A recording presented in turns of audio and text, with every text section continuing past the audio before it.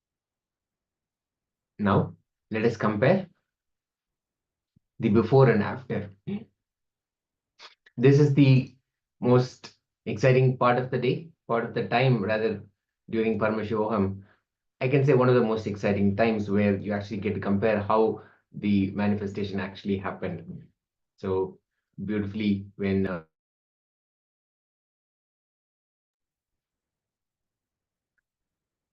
you get to see the manifestation in action. When you sit in oneness with Swamiji, all the powers of Paramashiva, they manifest through you, and you get to actually see the manifestation in action. So let us quickly check.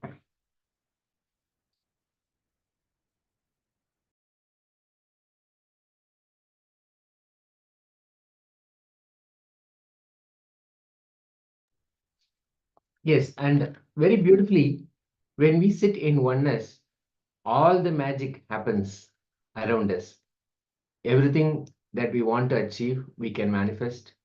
And especially in this video, we are actually altering our own weight, the weight of our own body. So declaring the change of weight, seeing it happen, in the front of our own eyes. That's when we can confirm for ourselves first that yes, the manifestation has happened. We were sitting in oneness experience, and at the same time, we can also share it with others. When you video record the whole thing and you actually share it with others on social media, then they will also be able to enjoy your journey, your possibilities, and they will also be inspired to take that step. Just looking at the chat messages. Okay, fantastic. So, Ma Alexandra sharing about her experience from this. Did you participate in this manifestation of the body weight, Ma? Is there something that you would check before the manifestation and after? And how about Rajendra Babu Ayya also? I know Ayya has been sitting for all the sessions and following all the sessions. Yes, beautiful. Yeah. So when you are attending the whole session, actually, Swamiji says the day one very clearly that when you give your 100%, when you give your full effort, then you will enter into the experience or the quantum leap. So I would say that at even the water, if it is 99.9% degree, it is not going to transform. Only when it comes to 100%, that is going to transform. So as you are integrated with the timings and you are attending sessions, make sure you give your full effort to experience the transformation, to have the breakthrough. Great. Thank you so much, Jaya. Thank you so much for being part of the sessions, and thank you so much, Ma, also for sharing your experience. Now, let us enter into the next segment. Now, all the conflicting, contradicting, and confusing desires that we carry, they are actually the real problem. It is not that the desires themselves have or a problem or there is anything wrong with them. It is the confusions, the conflicts, and the contradictions that we actually bring into those desires. When we see with clarity what our true desire is, and when we fulfill it, then our life will become complete. But we always enter into these confusions, contradictions, and the direct contradictions. In fact, Swamiji will give beautiful examples of how we want one in the morning and one in the evening, and then conflicting desires where we want something, but then we verbalize or even express that we want exactly the opposite thing.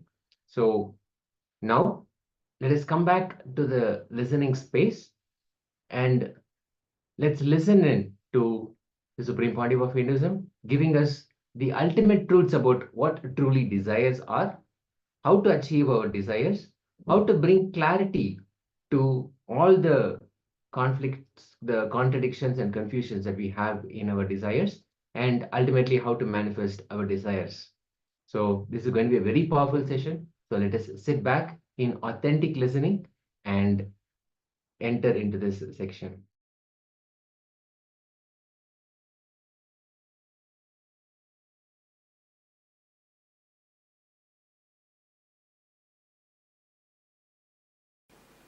Your desires are your life. Your desires are your life. Listen. It's your desires which infuse life into you, and it's your desires which infuse energy into you. Same way, conflicts in your desires brings tiredness in you. Contradictions in your desires brings boredom in you. Confusions in your desires bring frustration in you. Please understand. Your desires are your life. Conflict in your desires bring confusion in you. Conflict in your desires bring tiredness in you. Confusions in your desires bring frustration in you. Its contradiction in your desires bring boredom in you. Actually, if your desire is pure, every breath you inhale and exhale will make the desire into reality. When your desires have conflict, confusion and contradiction, every breath brings tiredness, boredom, frustration in you. Every breath is like a air blower into balloon. Your desires are the shape of the balloon. If the shape of the balloon is Tom and Jerry, when you blow the air, you will have Tom and Jerry. Conflict, constant conflict.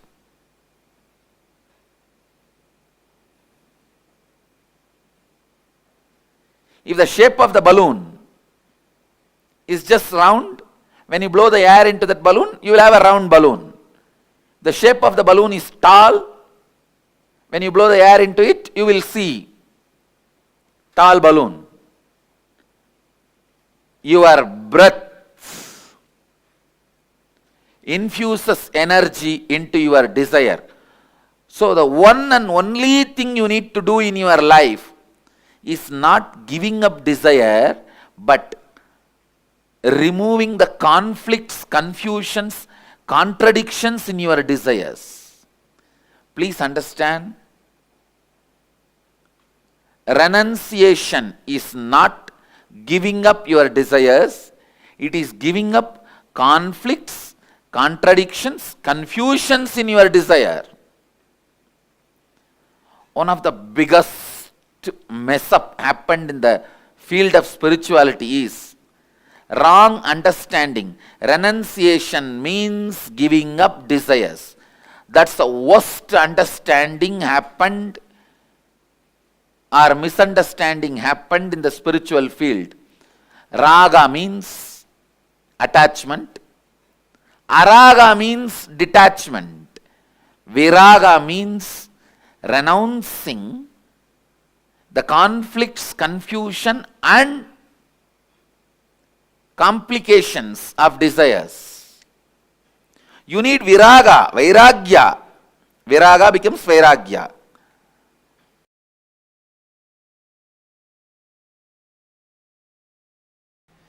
Be very clear. This is what I call, this is the definition of renunciation.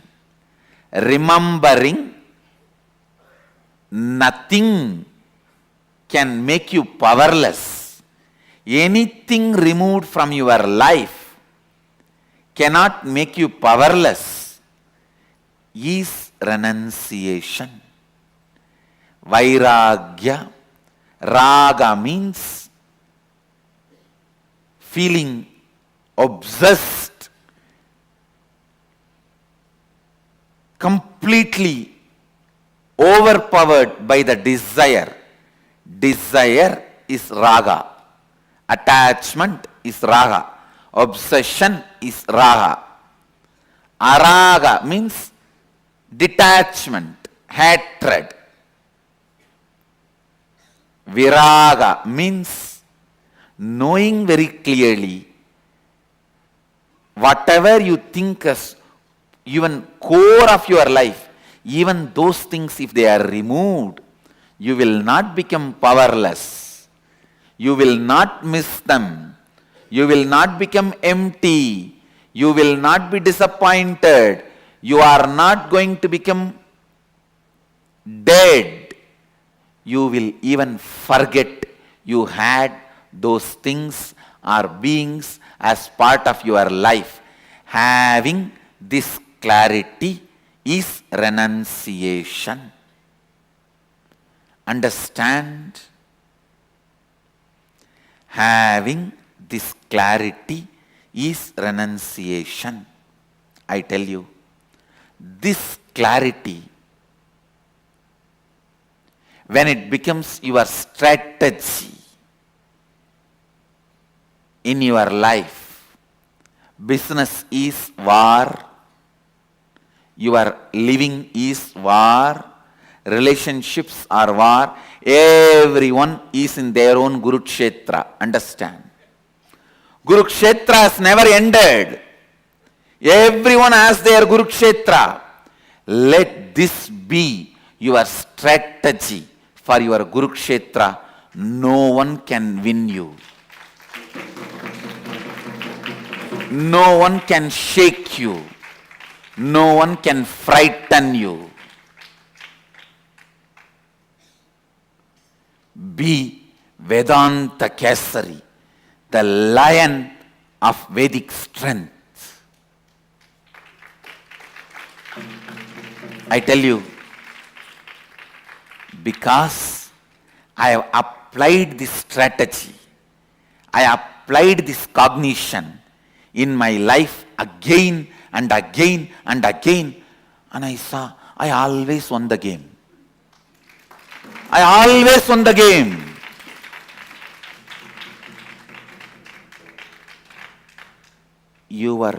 The moment you have a fear that if something is removed from your life, you will become depressed, you will become empty, you will lose life. That fear becomes strength of your enemy. When he knows you can't be frightened, he becomes powerless. Understand? If you can be frightened, your enemy is powerful. If you can't be frightened, your enemy becomes powerless. I tell you, this simple understanding of me and this simple cognition of me, anything can be removed from me. I will not become powerless. I will not become depressed. I will not lose anything. I will not be lost. I may not even remember that I had that in my life. Be very clear. The spiritual truth, when it becomes part of your cognition and strategy, anywhere you go, Krishna is driving your chariot.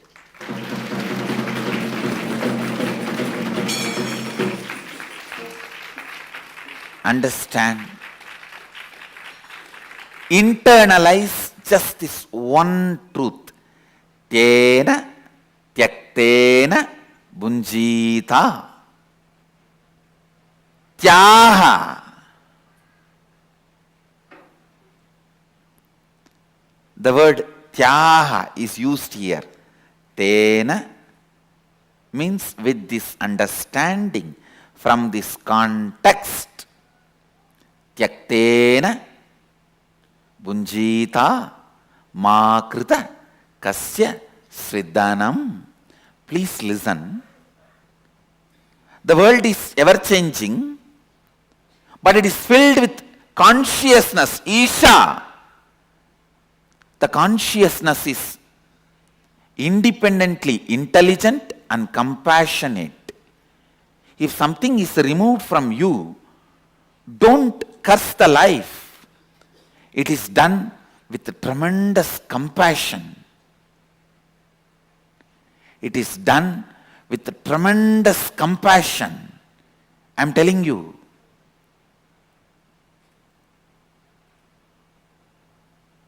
Here, Upanishads are declaring you to do tyaga, renouncing, you to renounce with this context of Isha Vasyam Idagum Sarvam Yatkincha Jagatyam Jagat, means world is changing and it is established in changing and it is filled with consciousness, Sachidananda, which is intelligent, truthful, blissful and compassionate. I tell you, a blissful being will always be compassionate being.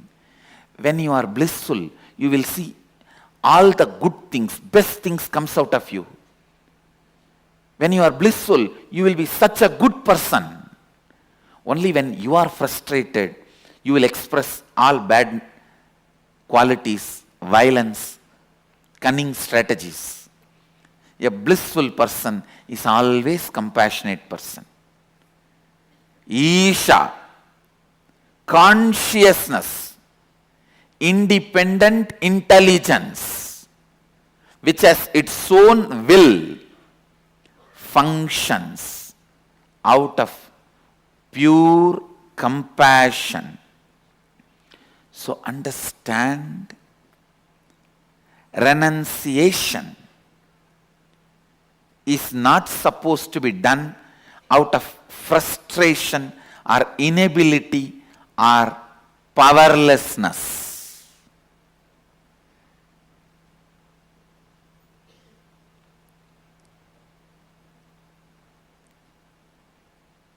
Whenever anything was removed in my life, I always saw life is only making me pure and it is celebrating itself through me. It is providing opportunities to reinvent myself. Understand, when life removes something from you, it is providing opportunity for you to reinvent yourself.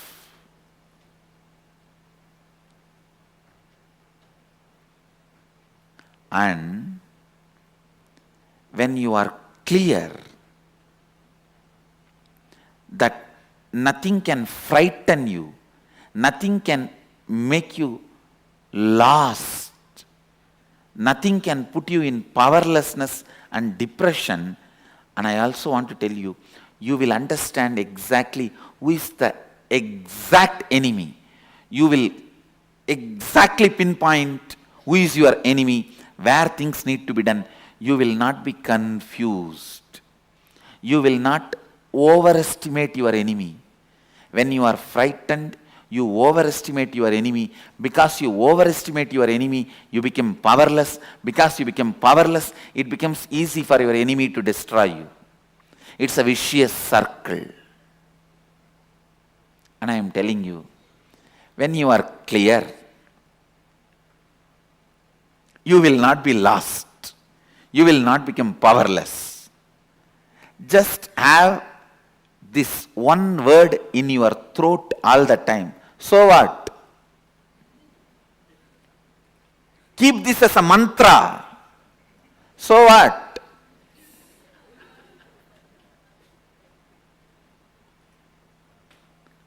Know clearly, nothing removed from you can make you powerless. And life removes it only to make you understand you can live without it. Reinvent yourself. Wake up.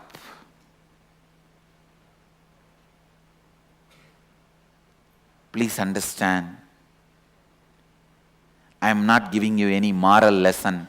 I am not giving you any self-development lesson. I am not giving you any self-help lesson. I am least interested in all of that. I am not even interested in you. I am interested in truth.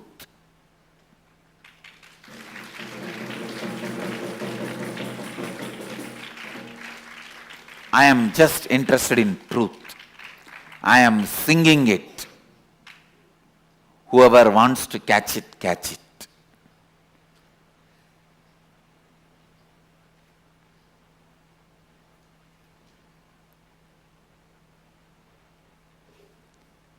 Understand.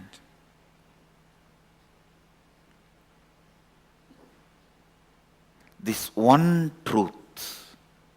Internalize, internalize, internalize. Today's homework for all the satsangis.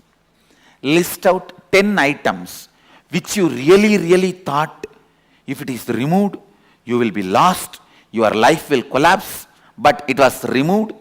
Not only you are living your life now, you even forgot you had that once in your life as part of you. And I guarantee you will have 10 things, either persons or things or place, at least 10 things will be there. Pen them down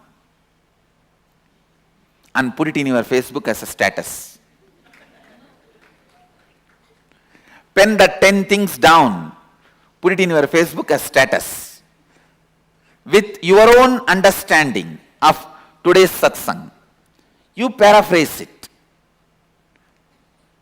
Now whatever I shared, you paraphrase it and put these 10 things which was part of your life, which you really felt if it is removed, you will collapse.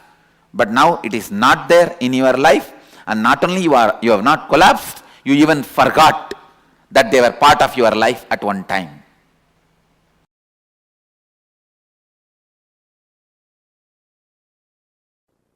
One of the biggest problem all human beings feel that they need to do a lot of actions, they need a lot of Kriya Shakti to achieve anything they want, health or wealth or enlightenment or powers. That is delusion. Please understand, you need sheer Icha Shakti, means will, desire, that's it. The desire itself is capable of manifesting Kriya, the action power. Listen to these 3 words. Icha Shakti, your desire power. Power to desire, will. Kriya Shakti, power to work intensely and manifest. Jnana Shakti, power of enlightenment, knowledge. See, one of the biggest problem all of you have is your delusion that too much of work is needed to achieve anything. Whether you want health, oh, I have to get up and do yoga, stretch my body. Only then I can have health. If I want wealth, I have to get up and go to office and work like a dog, day and night. Only then I will have wealth. First of all, you don't understand, no dog works.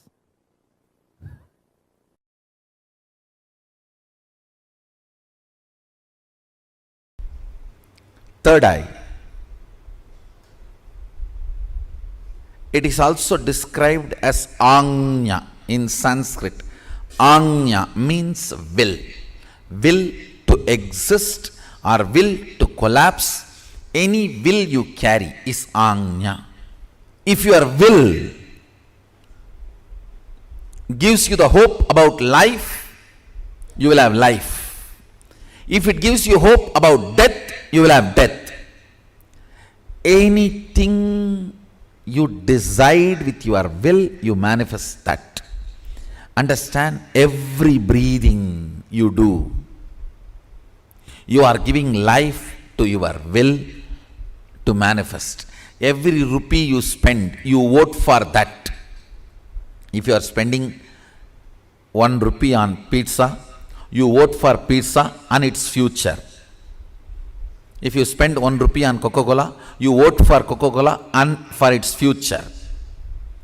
On anything you spend money, you vote for it. On any idea you breathe, you make that into reality. Your will, what it carries, hope or hopelessness, right or wrong, good or bad. Listen carefully. Right or wrong, good or bad, hope or hopelessness. Whatever you carry in your anya, in your will, you are breathing life into it continuously. You are giving life to it. That is why I am saying your anya is the most sacred spot in your life. Your anya is the most sacred space in your life. What you cherish in your anya matters. What you cherish in your will matters. Let me repeat once more. Listen intensely. Your third eye, which is called anya in Sanskrit, which literally means will. If your will perceives hopeful future, you breathe life into that future, that kind of a future. If your will perceives hopelessness, you breathe life into that kind of a hopelessness. What you perceive through your will as possibility of your life matters. Don't think you can go on be perceiving negative possibility and suddenly out of the blue something great positive will happen. No. No. Everything unexpected is accident. Listen. Everything unexpected is accident. You can't cope up with it. Even if it is lottery, you can't cope up with it. Everything manifested consciously is life. So decide to manifest consciously with will, anya, by infusing life. It can be anything you want. Health, wealth, spiritual powers, anything you want.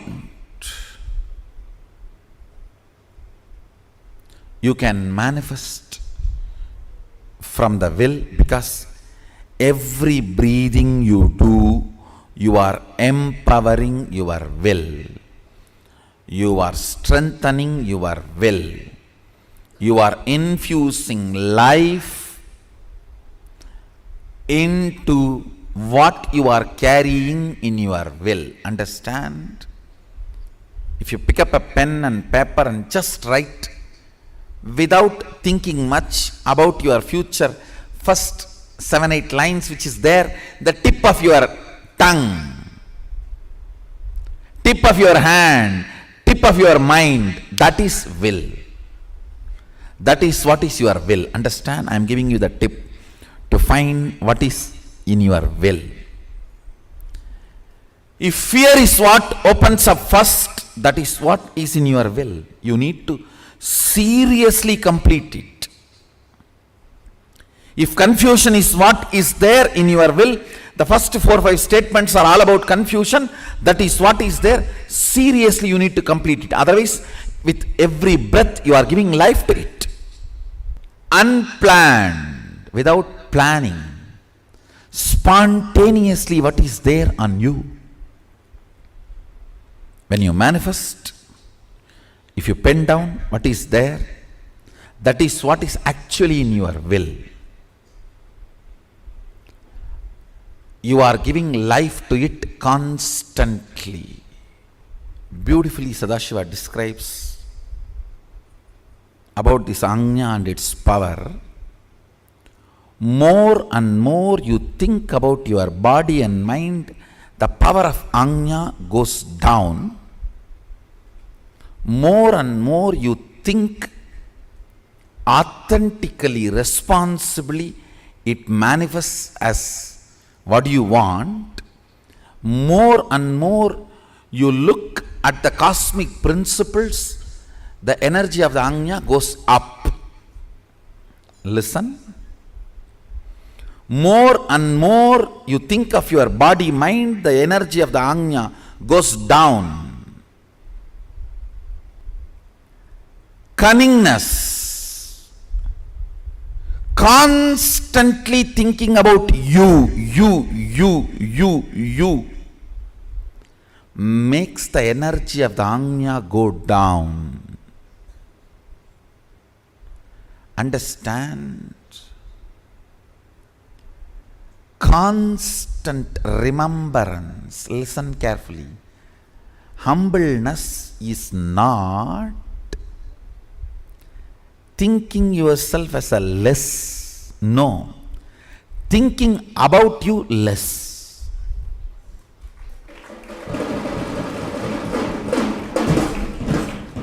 Humbleness is not thinking yourself as less.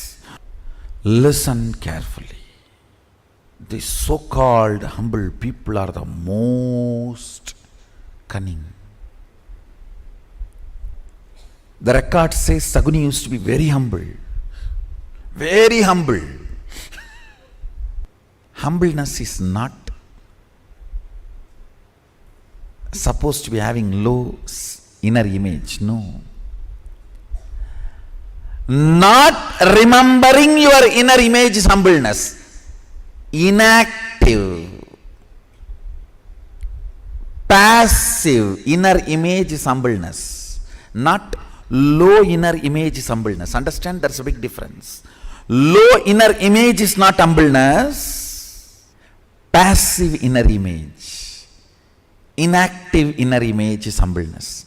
Inner image from which too much of thought currents are not released. Very passive. That is humbleness. Intuition, melting the wax, and how it relates to the 25 states of consciousness? Yes. Listen. Intuition is from this Turiya and Turiya, this state. All of you listen carefully. Whenever, whether swapna, dream or waking state, come near this Turiya and Turiya, the intuition is experienced. It is like a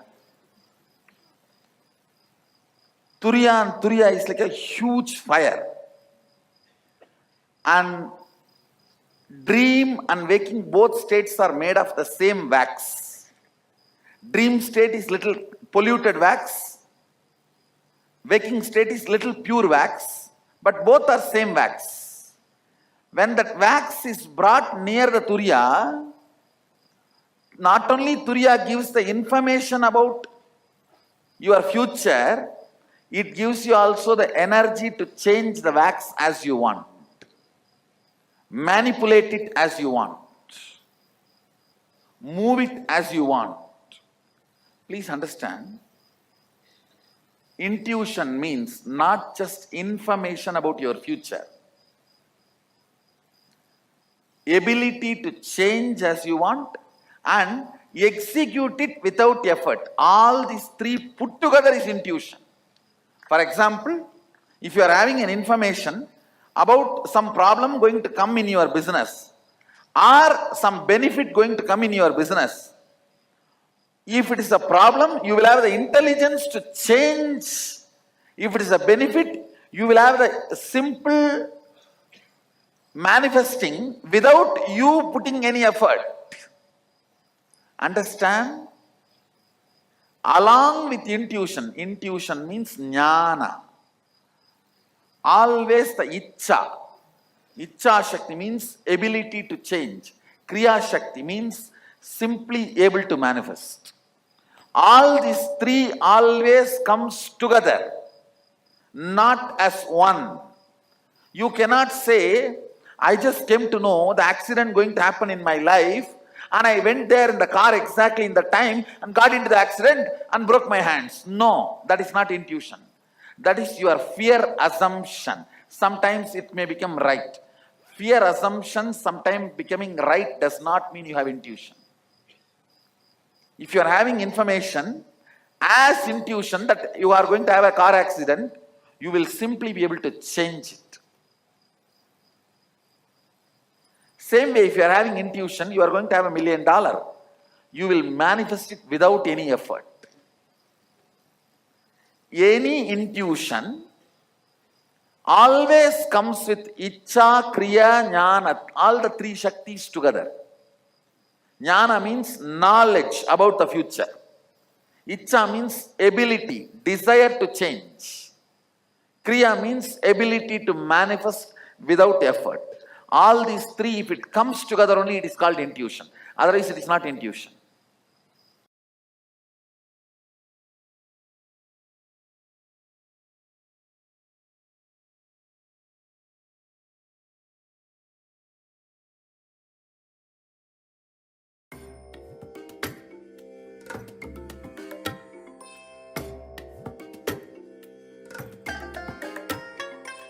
I bless you all. Let you all open all your three eyes and manifest the powers of Mahasadashiva. Om Nityananda Paramashivoham. Om Nityananda Paramashivoham. Om Nityananda Paramashivoham. Om Nityananda Paramashivoham. Om Nityananda Paramashivoham. Om Nityananda Paramashivoham. Nityananda Paramashivoham. Om Nityananda Paramashivoham. Om Nityananda Paramashivoham. Om Nityananda Paramashivoham. Om Nityananda Paramashivoham. Om Nityananda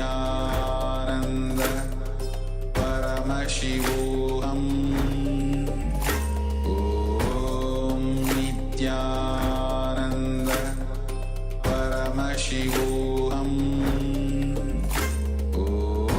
Om Nityananda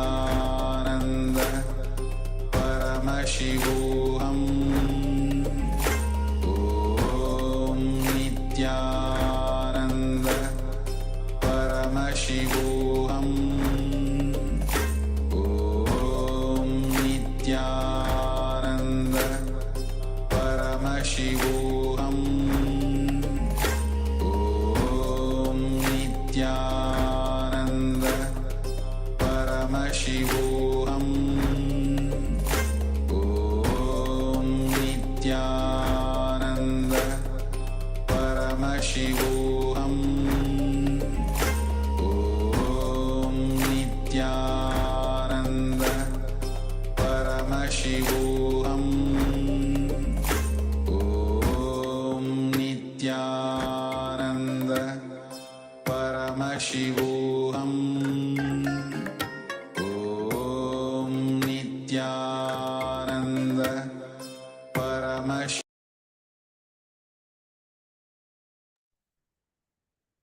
Yes, powerful revelations from the Supreme Pontiff of Hinduism about the desires, how we accumulate the contradictions, the conflicts, and the confusions. Now, if we do not have any of these, if we are able to clearly eliminate all of these things, Swamiji said, every breath, every inhalation that we take will beautifully manifest all our desires just by its very nature. We don't even have to do anything. Just by our very nature, just by our breathing, all our pure desires will actually come to realization. Now, the way that we can make all our desires pure is to remove all these contradictions, the conflicts and confusions that we have around our desires. And Swamiji beautifully gave us the technique also, the process also, to identify what those are, and also the way that we can remove all of those desires. The first step would be to just bring that clarity, bring that ultimate clarity about our desires. That itself removes all the unwanted baggage that we load up on our desires. So once that happens, we'll be able to beautifully manifest the desires that we want. And along the way, we will have the maturing of our desires, the way that we develop our desires and the way we fulfill them will bring that maturity as well. So ultimately leading to the fulfillment of our being's purpose. So the complete completion can happen within us. So it's a very powerful session. And what we'll do now is we'll just take a moment to just gather all the powerful cognitions, all the truths that we were given by Swamiji, and we can see how they can directly change our lives instantly. The quality of our life can be changed if we were to simply have pure desires and have them fulfilled, just how blissful our lives will be. So how complete our lives will be. So with this powerful revelation by Swamiji on conflicting desires, let's enter into the internalization exercise, where we'll be looking into our conflicting desires. What are the desires that we are carrying? What complications that we have in our desires? What conflicting desires that we have? And how it is not letting us to manifest the pure energy, pure desire. Because how I say desire itself is not wrong, but only when these desires becomes complicated, conflicting, and contradicting, the desires don't fulfill. Otherwise, desire itself is a pure energy. So have pen and paper with you.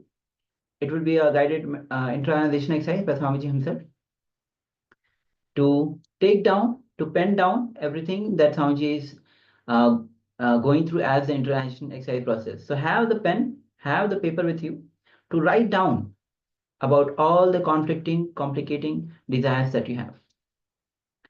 So let's enter into this internalization exercise.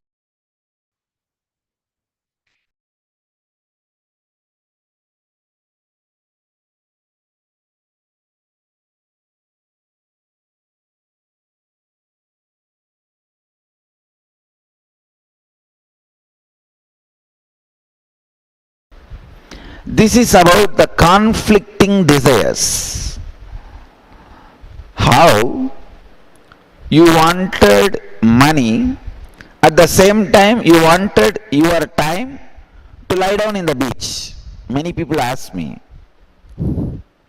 morning they think they want to have billions of dollars. They want to work left and right and center and have billions of dollars. By evening they think, we should get enough time to lie down in each beach of the world. Come on, how you are creating conflicting desires and suffering with it.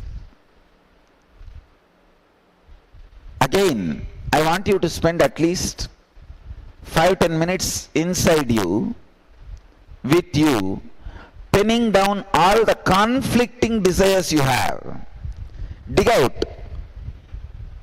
Is there any conflict between the two desires you carry?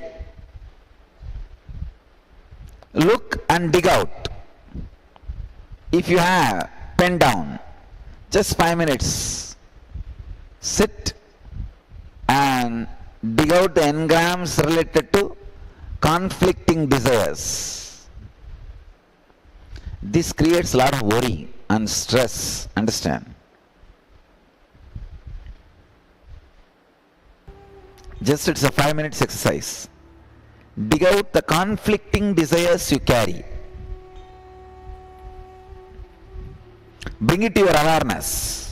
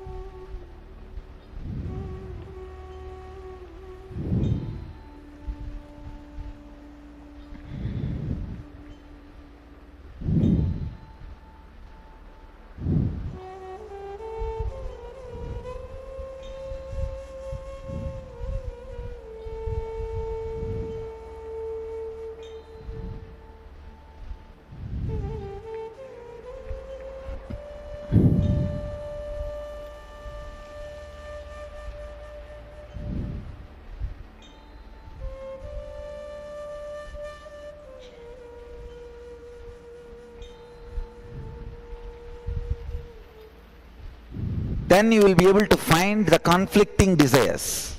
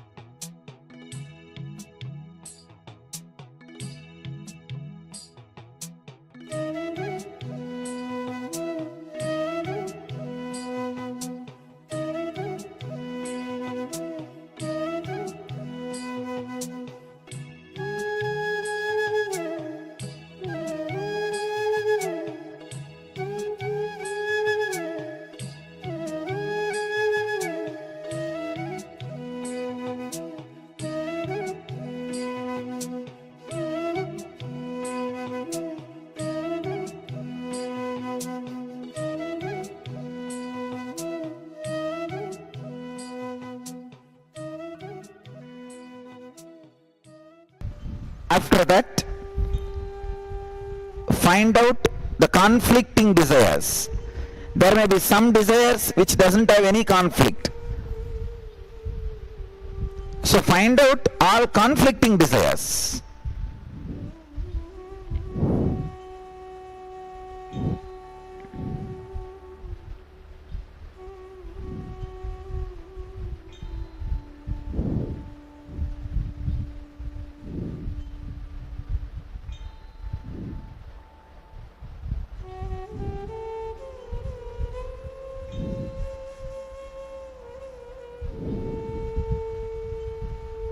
Share with your partner so that your partner can verify you identified all the conflicting desires. First, the right side group, start talking.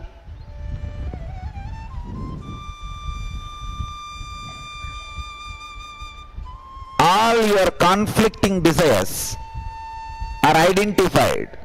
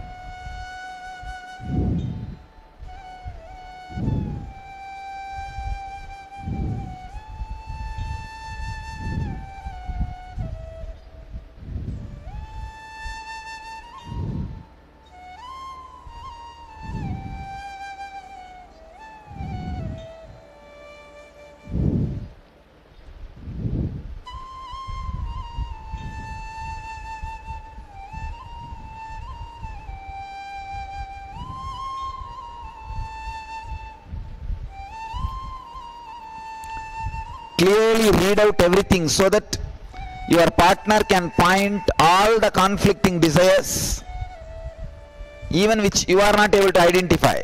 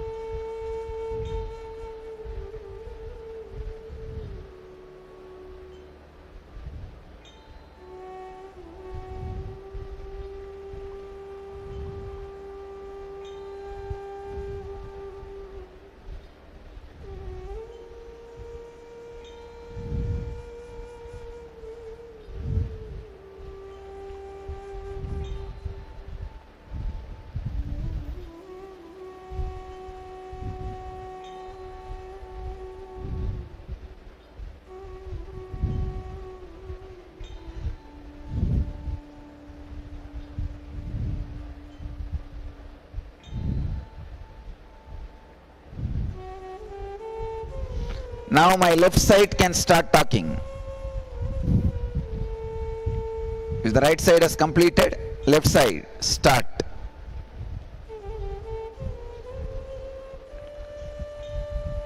Start expressing every conflicting desires, contradicting desires, so that your partner can pinpoint.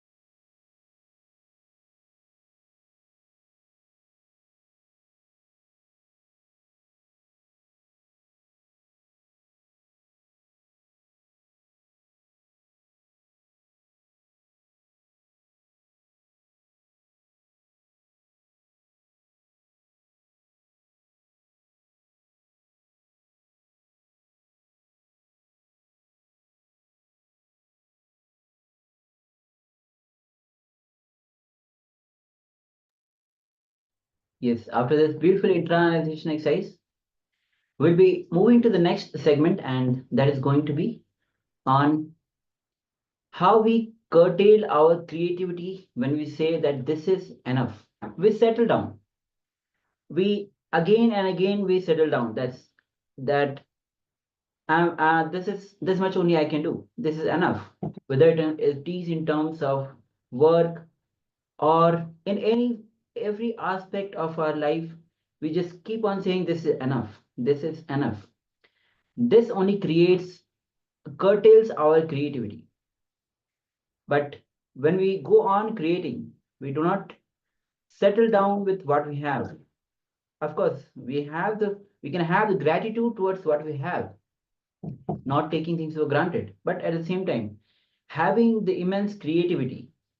And Swamiji says, when you're creative, you are going to create wealth. So let's enter into this revelation. Yes. So very beautifully, our possibilities, our potentials are endless. But what happens is we curtail ourselves. So Swamiji here is going to give us the powerful cognitions, which will help us remove ourselves from those limitations and live a fulfilled life. So now let us come back into the space of listening as we enter into this powerful session. And also after this revelation, Swamiji himself will be guiding into a process to break free from the money engrams that we have created of so much of wrong cognitions that we have taken from the society.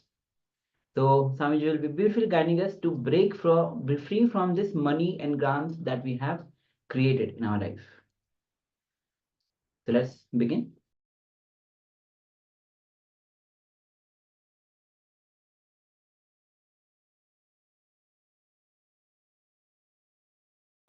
This idea of connecting food and money, and idea of feeling this much is enough for me, is a poverty mental setup. Please understand, Indians highly suffer with this poverty mental setup. I wanted all of you to know, don't settle with the idea this much is enough. No. Create left and right. And if you don't want to possess, share it with the world. But don't build a setup that this is enough. This is enough curtails your expression, your creativity. I wanted all of you to know, when you start feeling this is enough, when you have a line, it is not that you are a big, great guy. No. You are great when you don't say enough, when you create. While you create, no question of enough. While you celebrate, you can have enough. Understand? When you possess, you can have enough. You can say, this much let me possess, that's enough. Other things, let it go to society in various other ways. When you are creating, if you have enough, you have a sickness. So, I wanted all of you to know, no question of enough while you create. Then what will happen? Your creativity will stop. You will not flower. You will not reach the ultimate. You will not have the fulfillment. You will not be exploding. So during creation, no enough. Only while you possess, you have freedom for enough. See, he has one black engram, one wrong engram, that my community people will never grow. These are some of the engrams put in the mind in the Indian villages, that certain community never creates wealth, certain community always creates wealth. He says, even though he has created so much wealth, still that feeling, my community never grows, is there. I think now you know the problem. Break it, that's all. All my life from when I was 2, my mom always told me I was born to give, not to receive. How do I deal with this? Ailini, you need to know, you can give only if you have. You need to create. And there is one more message from Redondo Beach, from Travis. Money causes people to fight against one another. we must compete for wealth. Oh, this is the complete wrong idea. Please understand, you don't need to, you see, only to grab wealth you need to compete. But to create wealth, you don't need to compete. While you are creating wealth, all people who create wealth complement each other. Please understand. There are two ways to have wealth. One, creating. Another one, grabbing. Only while you grab, you compete with each other. While you create, you complement each other. Creation of wealth is totally different from grabbing the wealth or robbing the wealth. Only while you are robbing or grabbing, you need to compete. Here I am asking you to create, not to compete. Now, we will do a next process. Maybe that will make more understanding to all of you guys.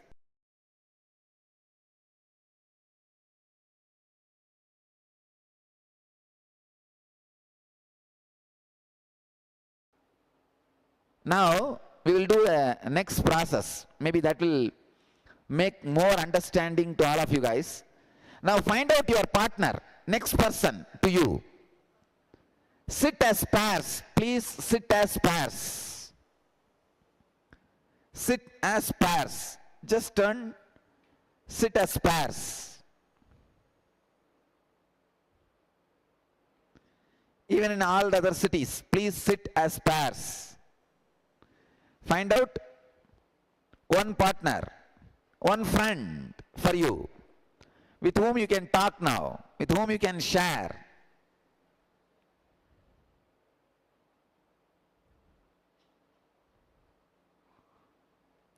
Start sharing, start talking. Actually, whatever you wrote now, start talking, start sharing.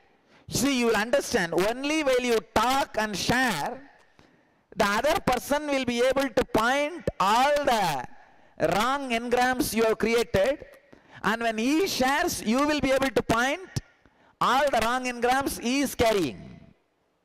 Alright, first, the right side batch, start talking. Start sharing the money engrams you created. Start discussing clearly.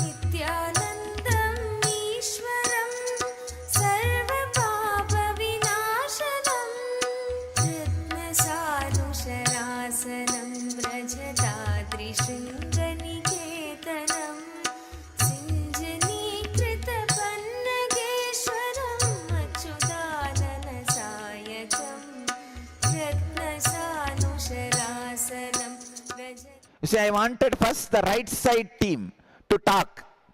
You share your problems, the other person can give clarity.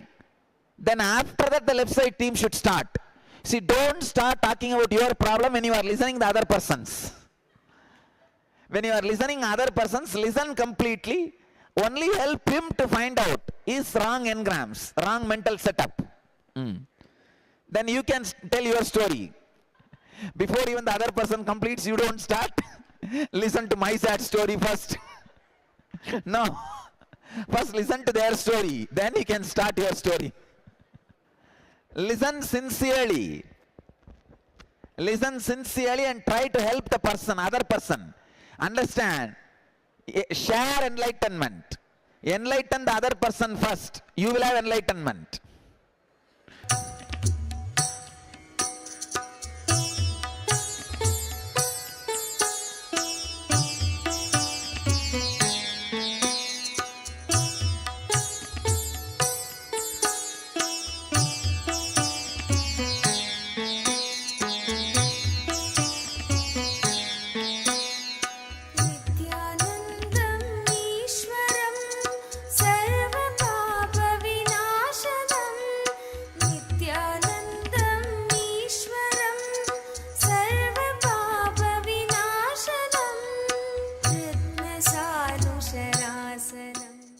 talk in detail.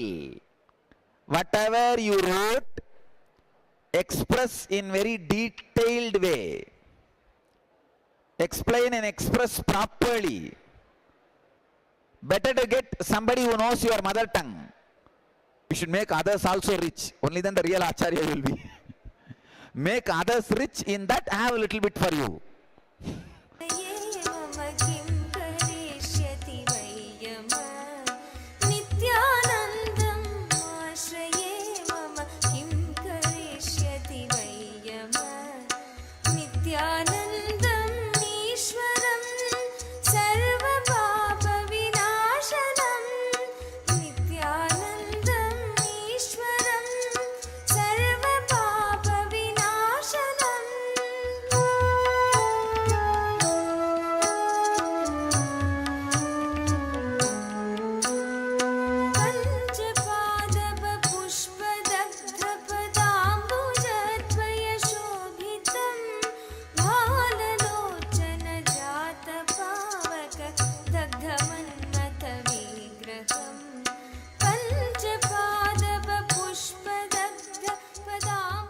While you talk properly and express, you will understand the wrong engrams you are carrying.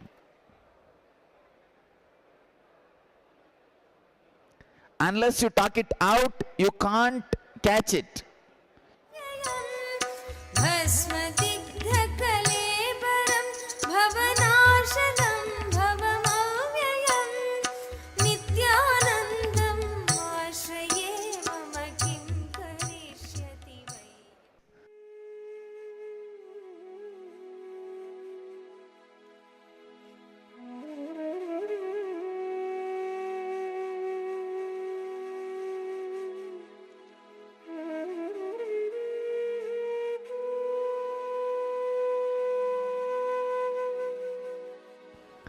Sit as pairs.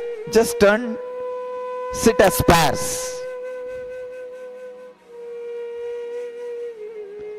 Even in all the other cities, please sit as pairs. Find out one partner, one friend for you, with whom you can talk now, with whom you can share.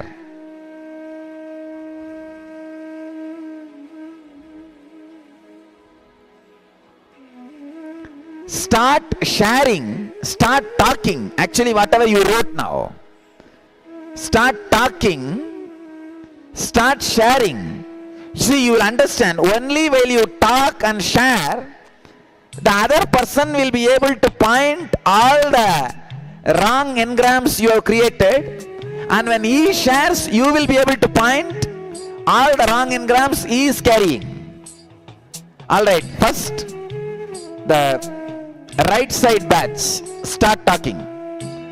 Start sharing the money engrams you created. Start discussing clearly.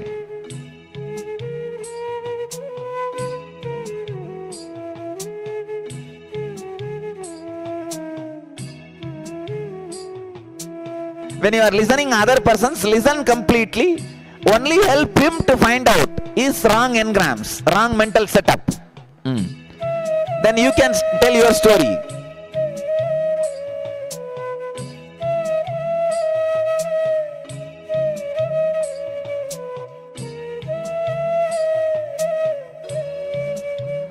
Listen sincerely.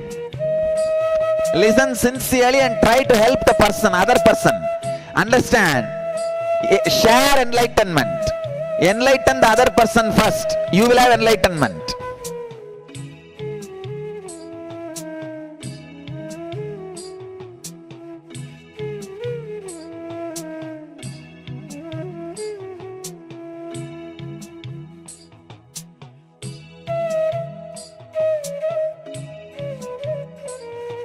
Talk in detail. Whatever you wrote, express in very detailed way. Explain and express properly.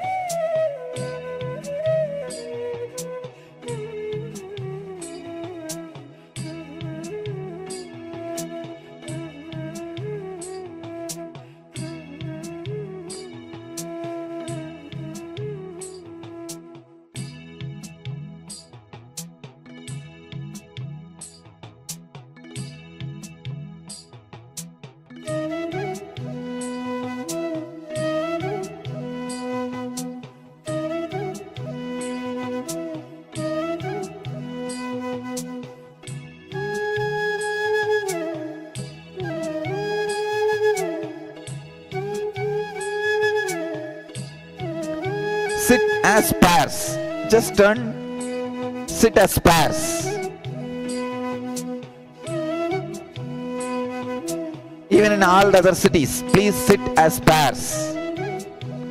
Find out one partner, one friend for you, with whom you can talk now, with whom you can share.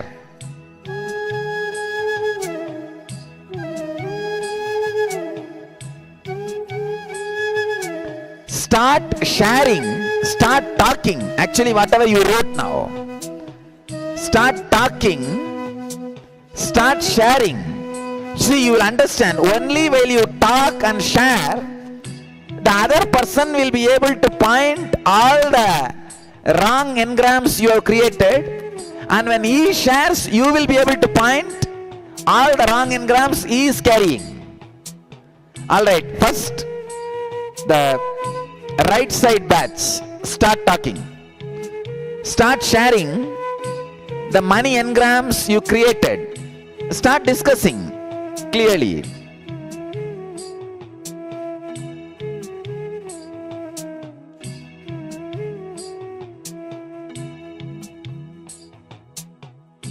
When you are listening other persons, listen completely. Only help him to find out his wrong engrams, wrong mental setup.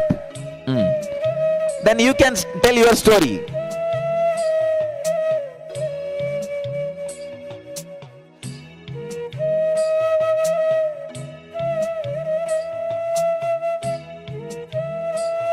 Listen sincerely.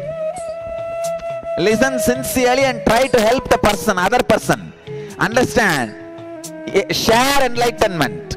Enlighten the other person first. You will have enlightenment.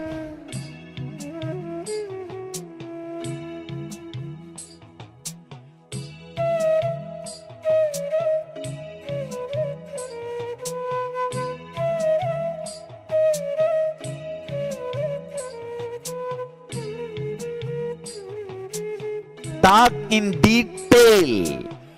Whatever you wrote, express in very detailed way.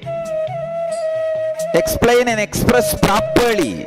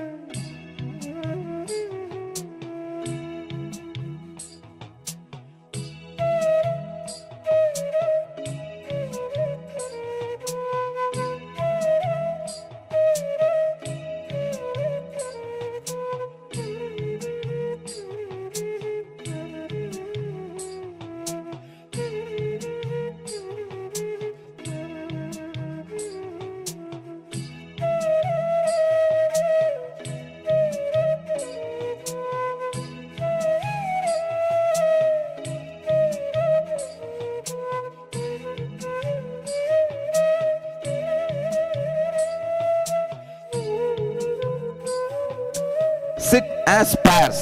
Just turn, sit as pairs.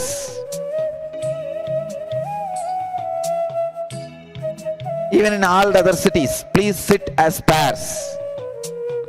Find out one partner, one friend for you, with whom you can talk now, with whom you can share.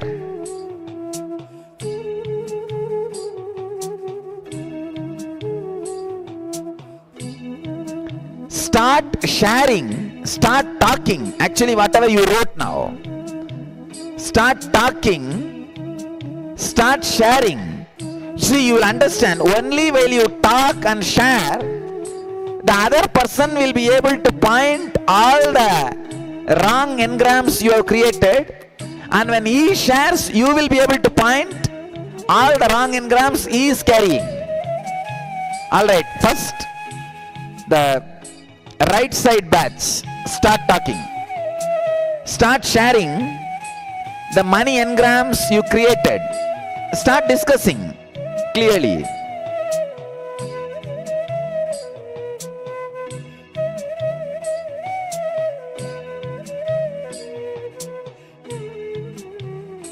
When you are listening other persons, listen completely. Only help him to find out his wrong engrams, wrong mental setup. Then you can tell your story.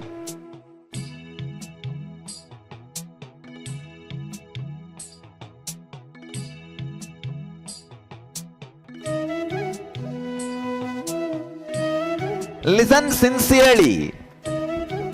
Listen sincerely and try to help the person, other person. Understand? Share enlightenment. Enlighten the other person first. You will have enlightenment.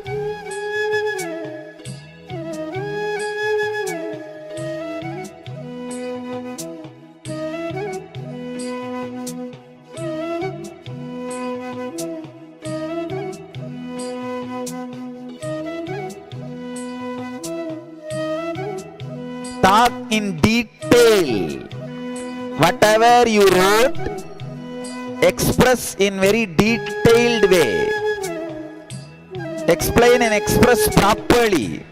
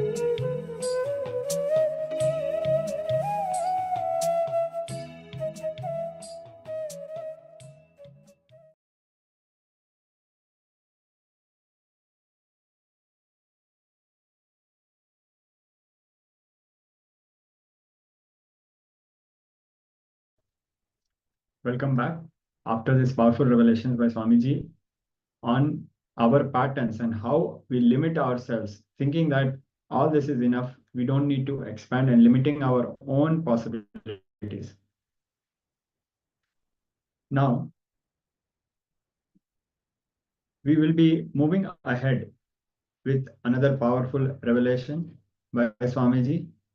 It is a process and a Kriya for creating wealth personality, creating wealth consciousness in us.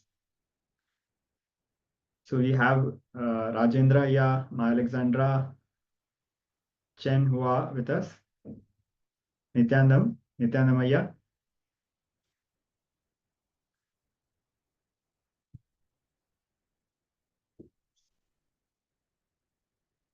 So if any of our participants have any doubts, experiences, clicks to share, please share it in the chat for the benefit of all the participants and also the viewers who are watching it through YouTube and all other social media handles.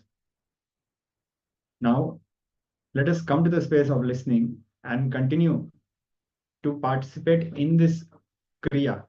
In this Kriya, Swamiji will be awakening the wealth personality in us, the wealth consciousness in us. So let us move ahead with this Kriya.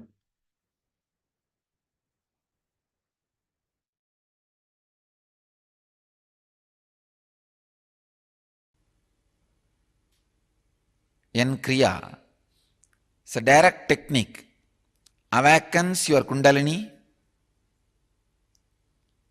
which leads to accumulation, maintenance of wealth.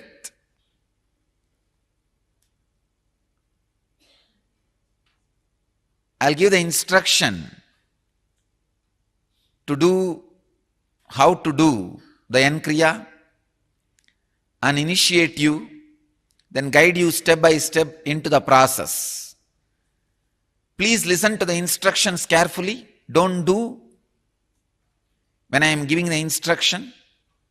It is 7-step Kriya. The first step is cleaning the nostrils, Nadi Shodhana. Inhaling deeply, exhaling deeply, 11 times, that's all. If you inhale and exhale, it is once. It's called one circle, one cycle. Do this for 11 times. Second step, Bastrika. Bastrika has many methods and procedures. I am giving you one simple Bastrika. Lower abdomen, pull in and up. Just don't move shoulders. Just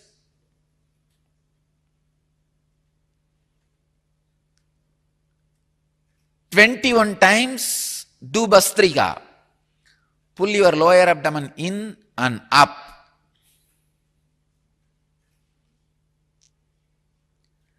Third, Samana Kriya. Inhale as slowly as possible. Fill your lungs. Hold as long as possible. Exhale as slowly as possible. Hold your lungs empty as long as possible. Inhale as slowly as possible. Hold your lungs full as long as possible. Exhale as slowly as possible. Hold your lungs empty as long as possible. Do this 21 times. This is third step. All these 3 steps are preparation. Then in the 4th step, you enter the main Kriya. The Sambhavi Mudra. Please understand, somebody asked me a question. Swamiji, the mudra which we are doing is described as some other name in some other books. Don't bother about all that. Just do this mudra. Ears, the thumbs on the ears, index finger and middle finger on the eyes, ring finger on the nostrils, little finger on the lips. Lock all the senses, including your nostrils. Stop the breath. If you have high blood pressure or any other severe heart conditions, don't do this Kriya. Don't do whole Kriya, just sit and meditate in silence. If you have any other serious illnesses, don't do this Kriya. Others can do. Please understand,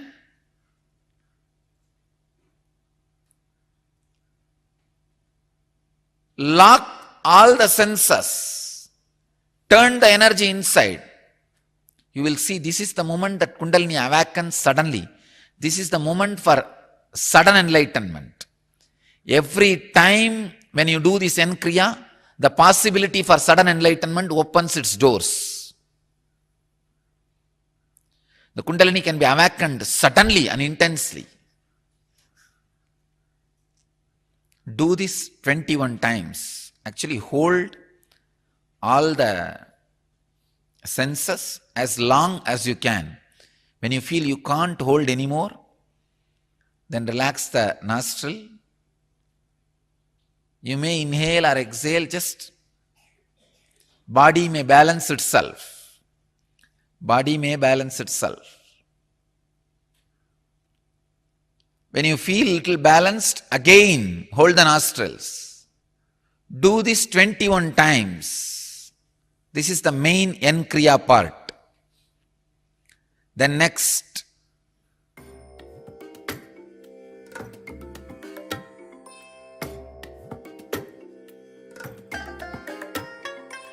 I bless you all. Let you all open all your three eyes and manifest the powers of Mahasadashiva. Om Nityananda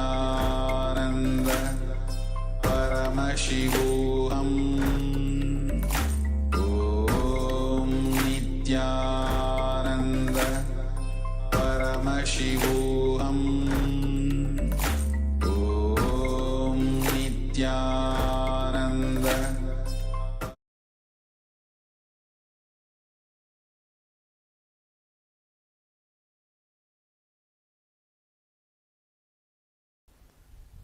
it's a very powerful process.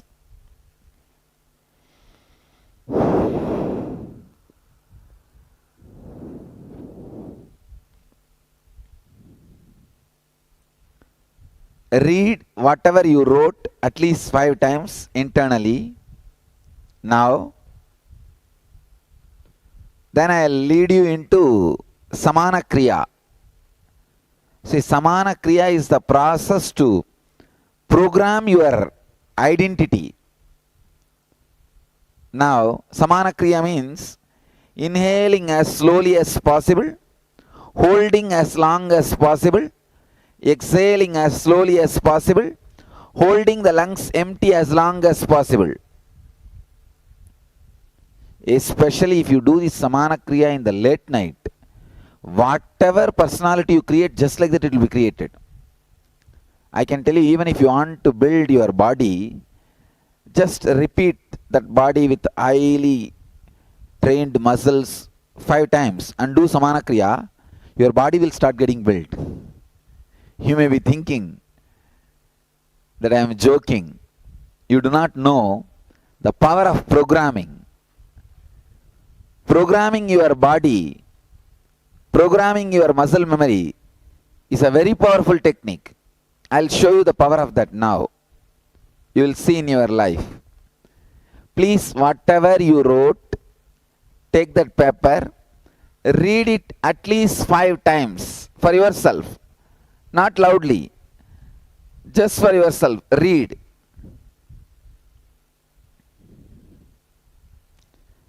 You should be able to repeat the whole thing like a mantra.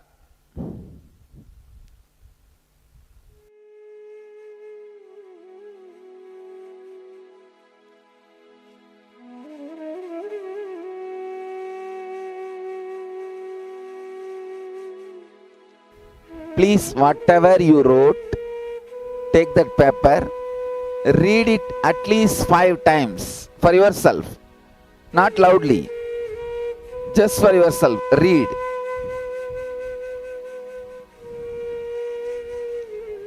You should be able to repeat the whole thing like a mantra.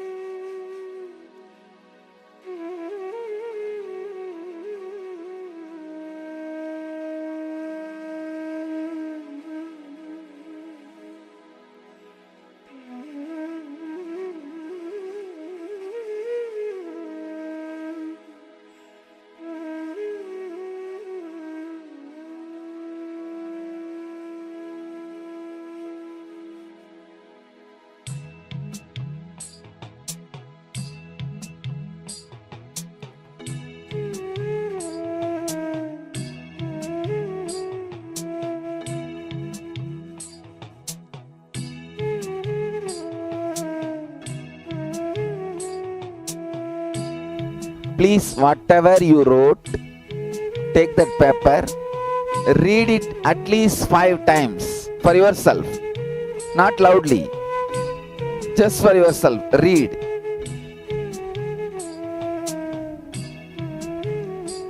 You should be able to repeat the whole thing like a mantra.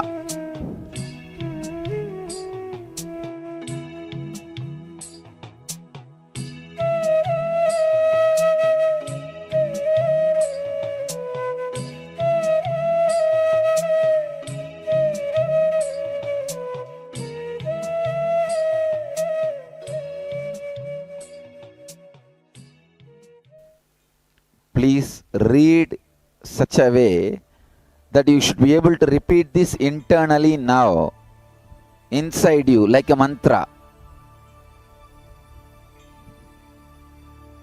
Read at least 5 times, not loudly, but inside you.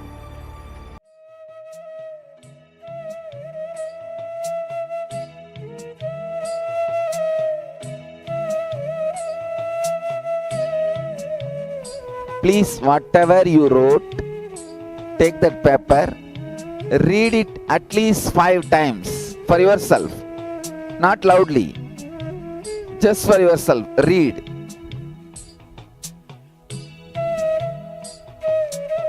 You should be able to repeat the whole thing like a mantra.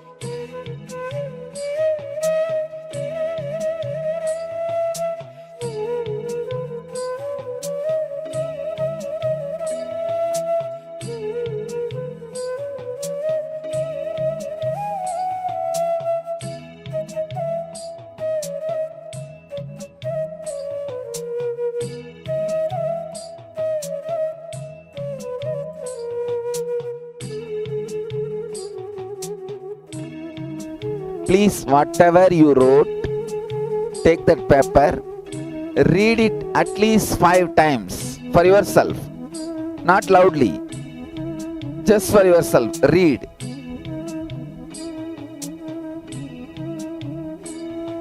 You should be able to repeat the whole thing like a mantra.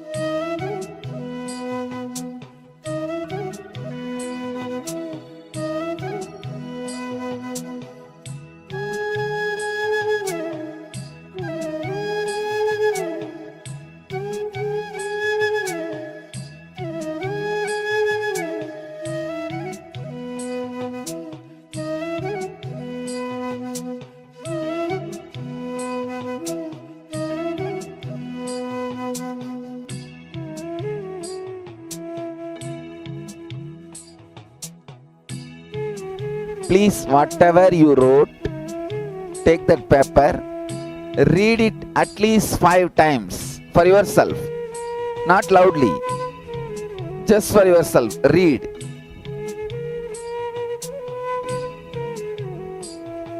You should be able to repeat the whole thing like a mantra.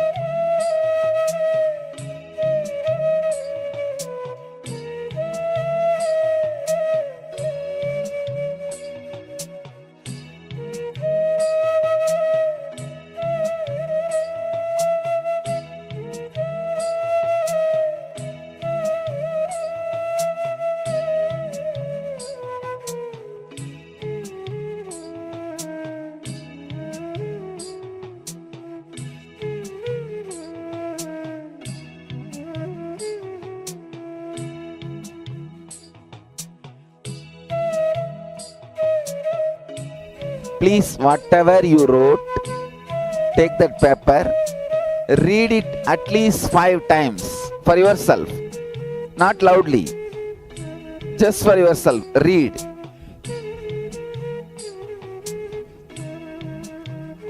You should be able to repeat the whole thing like a mantra.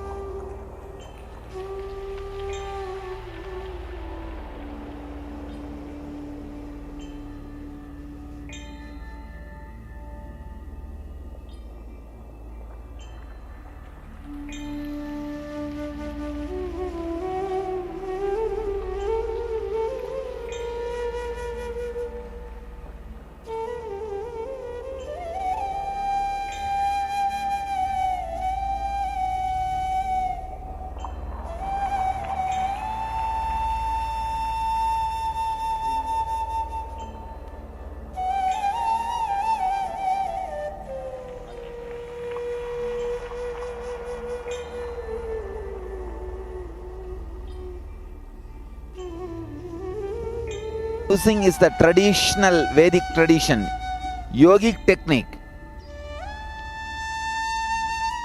I am combining the modern day techniques and the ancient Vedic techniques. Come on.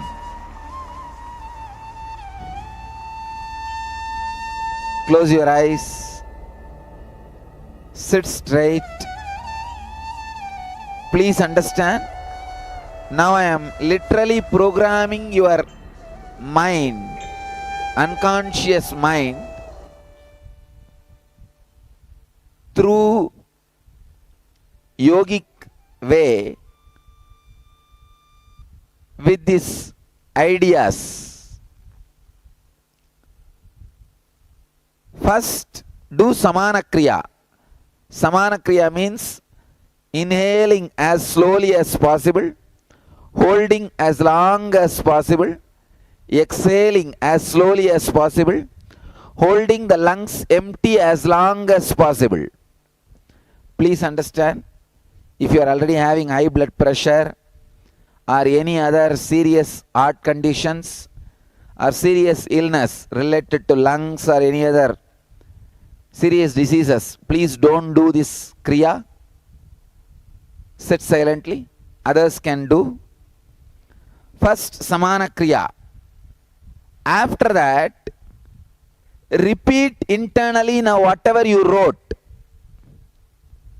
You need to repeat it like a mantra completely. Start the samana kriya first. Close your eyes. Tie the ribbon. Please tie the ribbon. That's the best.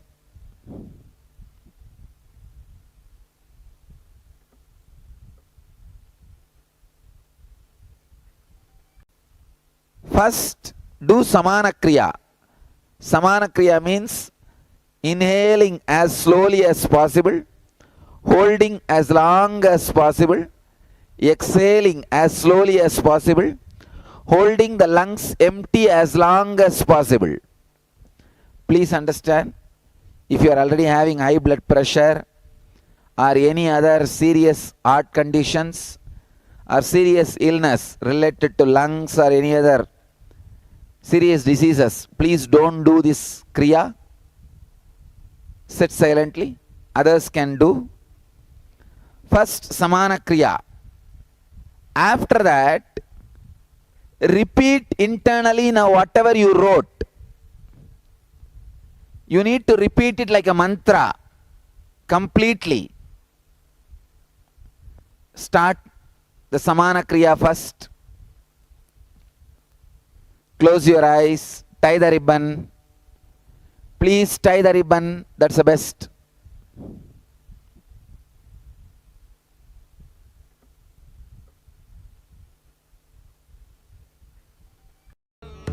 Holding, exhaling, holding the lungs empty,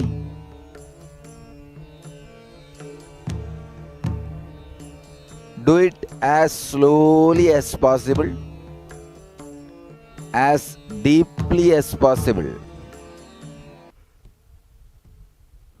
Use the nostrils.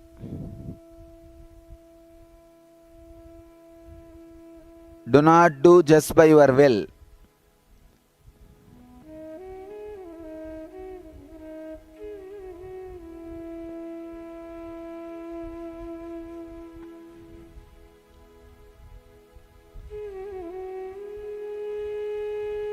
Inhale as slowly as possible. Hold as long as possible. Exhale as slowly as possible. Hold the lungs empty as long as possible. Do the same process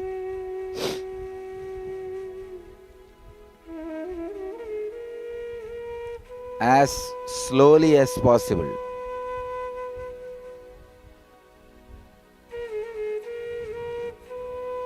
When you are holding your lungs full and lungs empty, Repeat all the words you created inside, how your wealth personality should be. Program your wealth personality.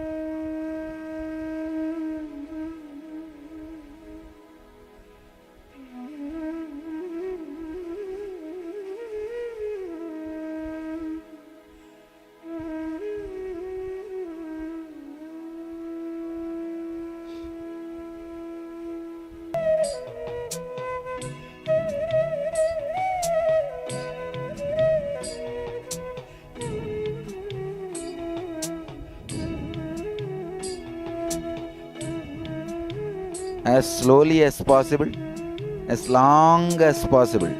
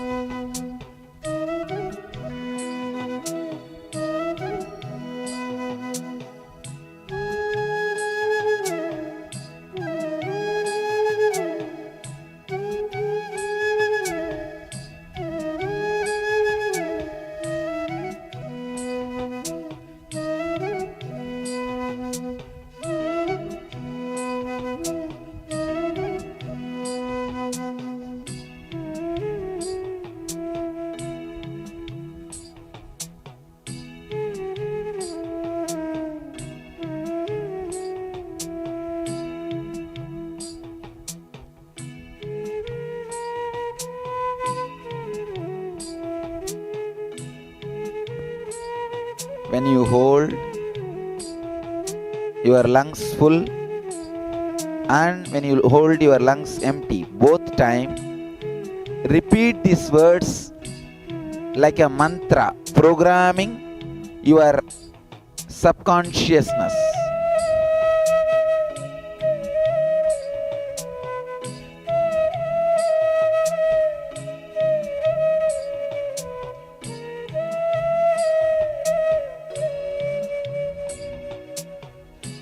Remember these concepts which you wrote. Repeat those words which you wrote.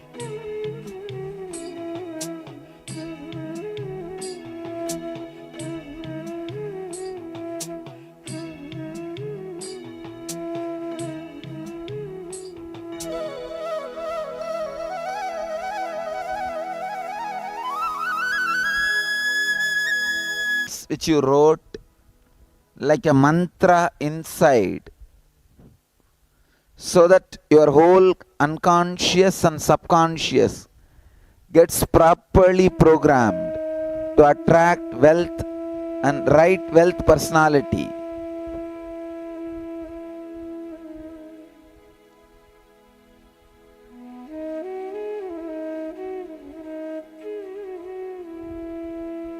You want to remember it clearly, you can read them once or twice, but program with the right words as you wrote.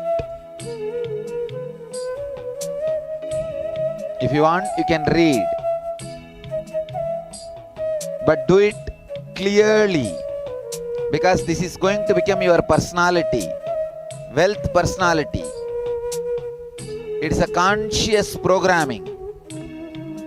Do it consciously.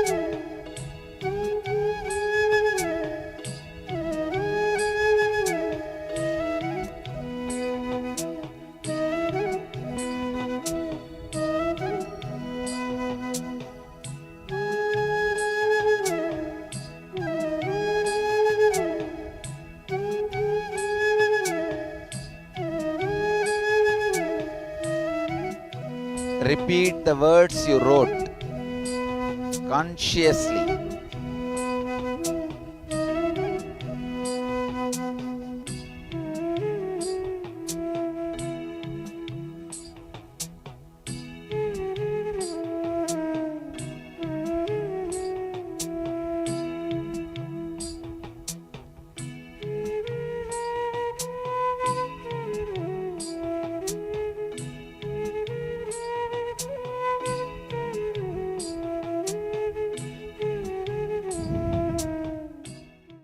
Now continue the Samana Kriya and continue to repeat those words inside you. Program it thoroughly.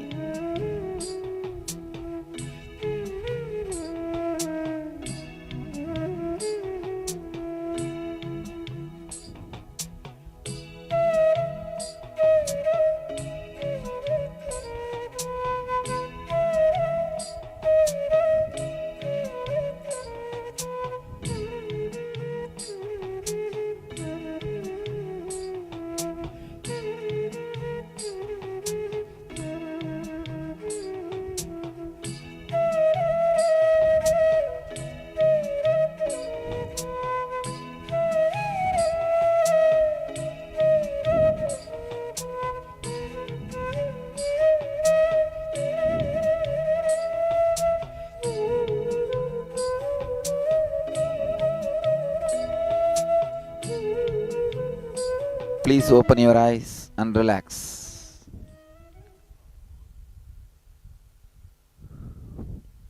Take few minutes to read what you wrote once more.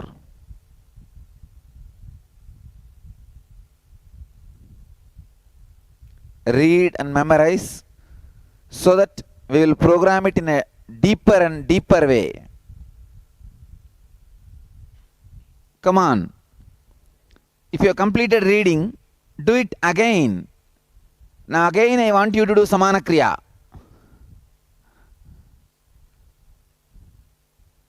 Please tie the ribbon. Start the Samana Kriya. Repeat verbatim what you wrote. Your whole consciousness should vibrate with these words. These words will get inserted into the roots of your personality. This will become just your personality. I am programming now in a very mystical way, so that your whole personality will attract wealth. You will become auspicious. You see, I am reading many of your letters. I have read practically all the emails and letters you guys wrote, all the questions. There are many which cannot be attended, answered ordinarily by words. I can only just create a flood of energy inside you and erase all these problems. That's what I am doing now. So tie the ribbon. Again start the Samana Kriya.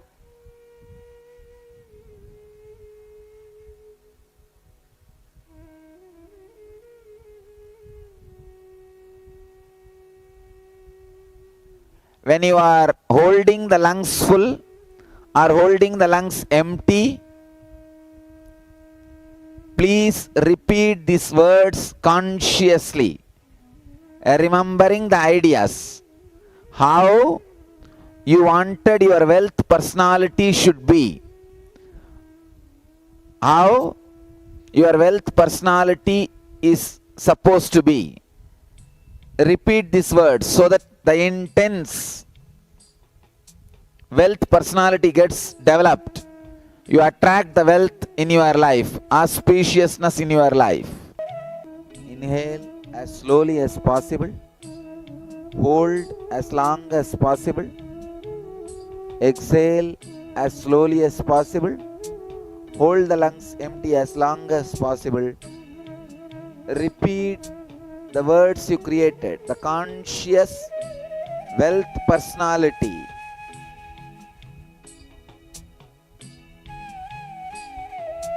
strongly inside you, so that your core becomes a magnet and attracts wealth.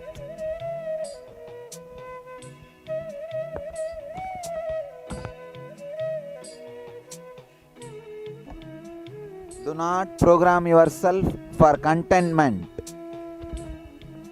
Don't use the words like enough and all that. Just attract abundance. Limitless abundance.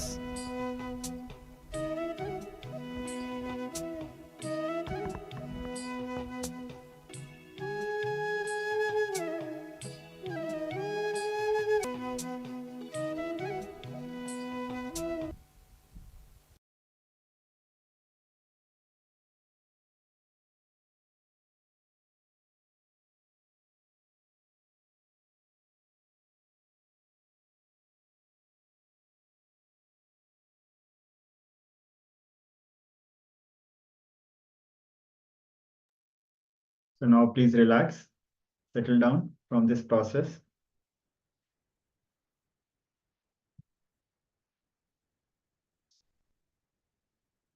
After this beautiful process and this Kriya, let us first take a short break. Let us come back and settle down. We are going to move ahead with one more powerful revelation by Swamiji on unclutching from our worries about money. So this is going to be a series of beautiful completion exercises, beautiful, powerful clicks about wealth manifestation and completion and completing with all our worries and patterns related to money and wealth. Before we move ahead, requesting all participants to relax and take a short break. If you have any powerful experiences or clicks you want to share, please feel free to share. And if all of us are ready, we can move ahead with this next process. So kindly let us know.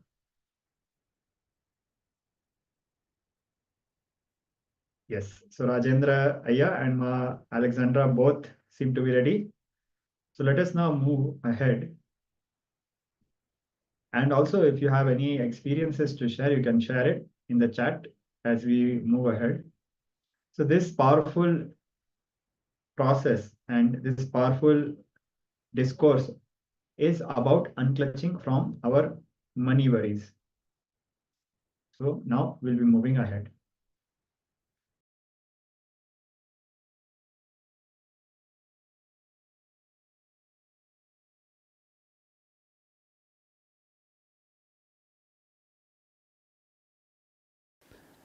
I give you the essence of the whole program. The essence is stop being content. Any idea you create about contentment is lie. Like any idea you create about enlightenment is a lie. Please understand, all your ideas about enlightenment leads to illusion of enlightenment, makes you feel you are enlightened, but you are having only illusory enlightenment. Same way, all idea about your contentment is illusory contentment, and you will be stuck only with illusory contentment. You can have contentment only about how much you can possess, but you cannot have contentment how much you can create. Create left and right and center. When you want, how much you want to possess, you have a decision. Then you can decide. Other things you can distribute to the world. But when you create, no contentment. Forget about it. If you are contented in creating, you are in delusion and illusion. Wrong. Second, remove all the thorns in your flesh about money engram. All the psychological suffering associated to money. Do not stop creating money because of the psychological sufferings and struggles associated with money. Third, all the pain engrams, worry engrams, pain conversations about money and with money, remove them. Fourth, finally unclutch all the money problems, money worries, money stress. I am not asking you to unclutch from money. I am asking you to unclutch from money worries. Please understand. There is a big difference. Unclutch from money worries and money stress, not from money itself. But usually what we do, we unclutch from money, but not from money worries. We continue to worry.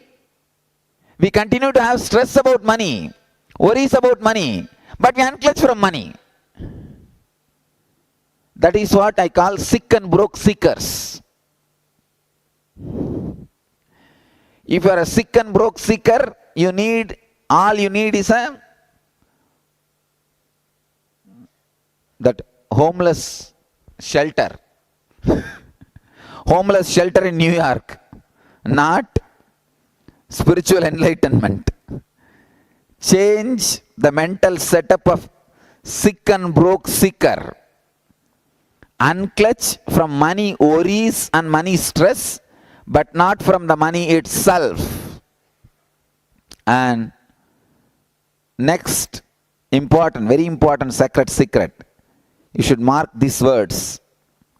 Money is life.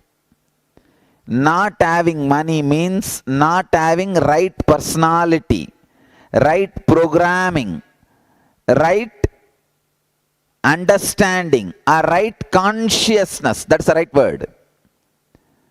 Money is wealth consciousness. Lakshmi is part of you.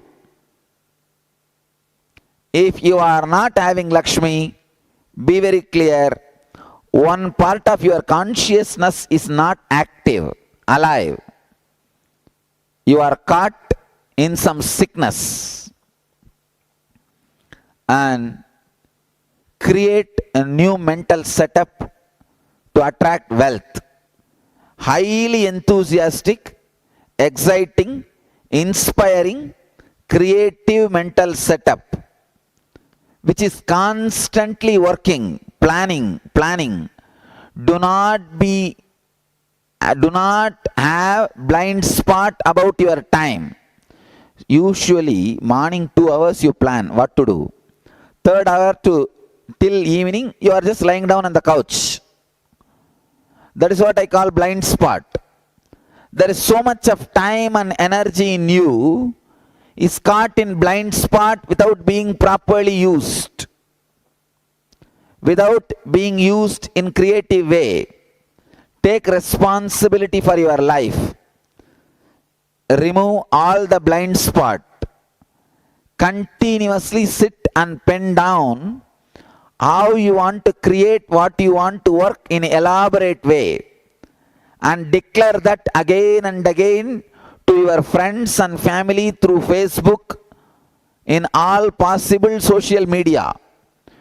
Go on declaring what you are going to do in the Facebook, so that now you are forced to do it. That becomes your commitment. That becomes your life. Of course, ultimately I have a few things to tell you. Money and wealth is not all about comforts and luxury.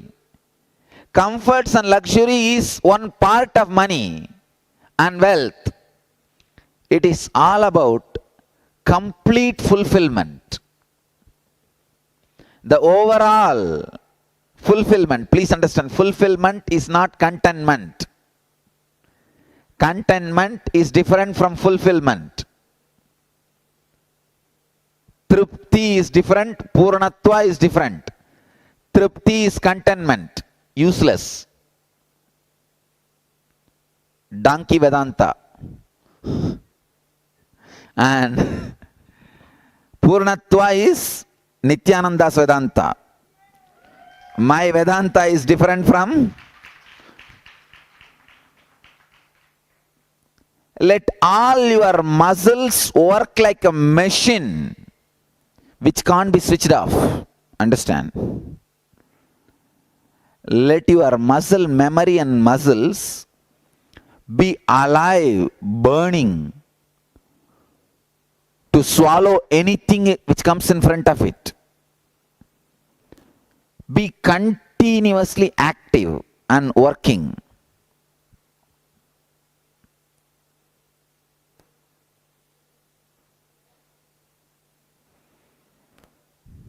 Aparigraha means, I want to introduce this word aparigraha. Aparigraha means living with minimal things. That does not mean you will not create it.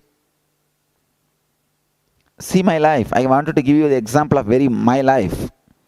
I create so much, display so much, but in my personal life still I sleep on the ground. You will be shocked, really. I sleep on the ground, on the floor. No bed, no mattress, no cot. I sleep on the floor. Because I wanted to master the art. I wanted to be independent of things in my personal life. In my personal life, if you see, I always keep myself independent of luxuries. I don't want to be bound by it. Because of that, I keep aparigraha, living with minimal things, because of my conscious decision and policy, not because of my poverty and unconsciously forced on me. No. My living with minimal things is not forced on me by my unconscious actions. No. It is my conscious decision. So understand, creating should be a conscious decision. Living with minimal things can be your conscious decision, but it should not be forced on you. So the next thing,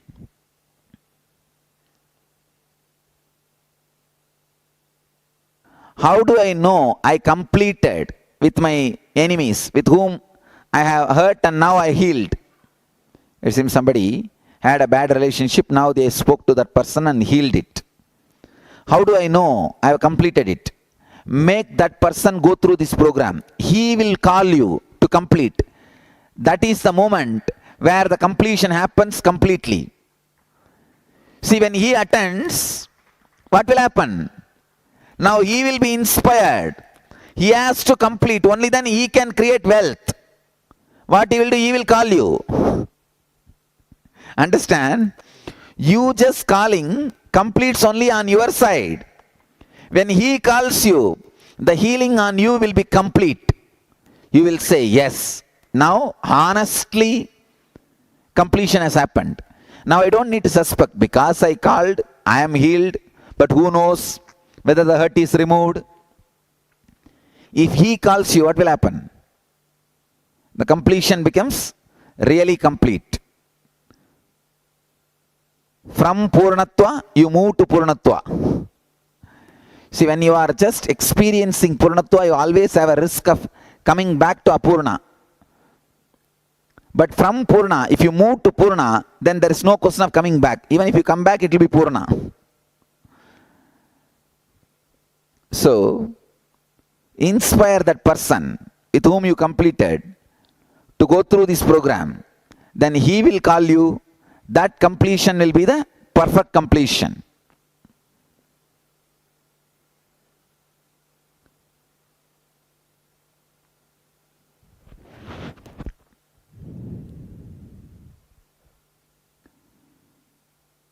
Nowadays, I have decided to create programs just on one concept.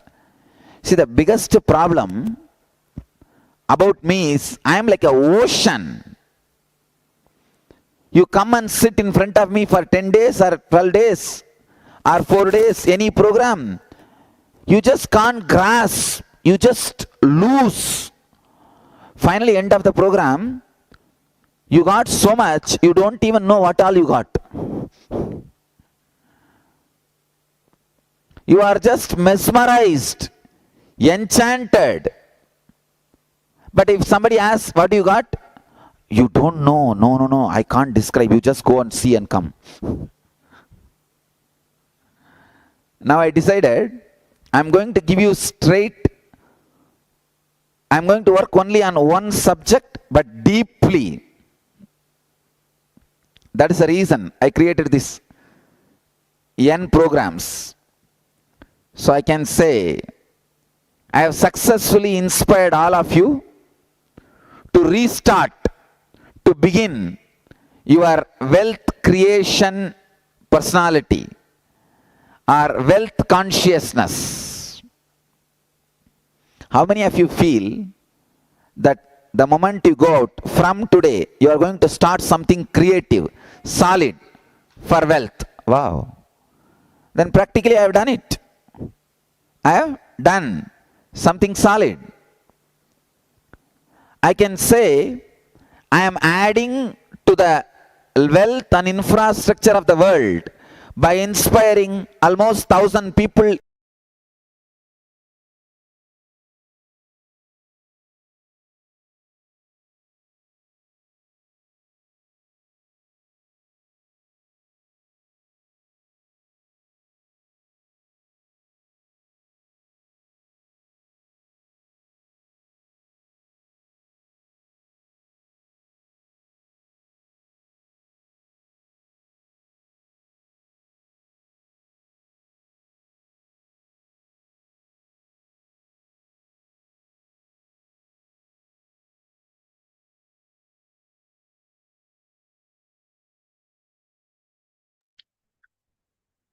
Nityanandam, welcome back.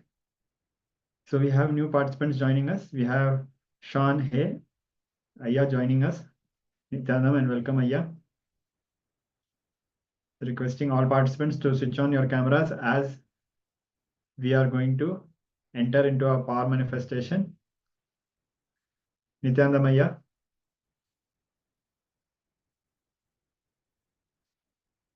So now we are going to enter a round of power manifestation. Today we'll be manifesting the power of one of the Ashtamaha Shaktis. Today we'll be manifesting. We will be changing our own body weight. We can either increase it or decrease it. It is our choice. But today we'll be changing our own body weight. This power will be very helpful for people who are having overweight in the body.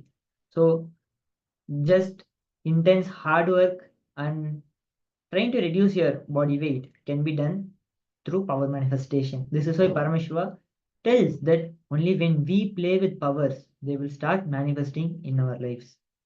So now, let us enter into the power manifestation. First, measure your own body weight. If you have a weighing scale in your home, if you don't have a weighing scale and you are not able to measure your body weight, you can manifest the power on any object close to you and measure the weight of the object. There are many apps that are coming. You can download one of the apps for checking the weight and you can manifest the power by measuring the weight of the object that is with you. So now we'll be chanting the Mahavakya and connecting with Swamiji and falling into the beautiful Advaita space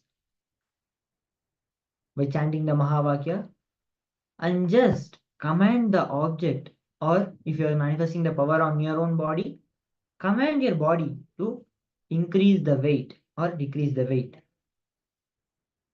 So now we'll also be projecting the instructions for the participants to see and refer, and we'll also be playing the Mahavakya for all the participants to chant along and play and manifest the powers of Paramashiva.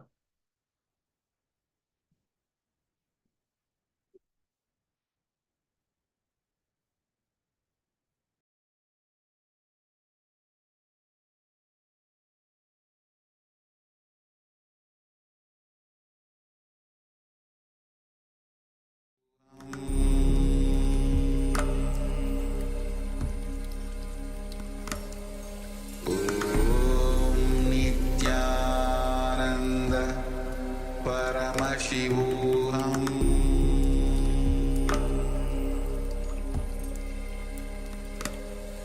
Om Nityananda Paramashivoham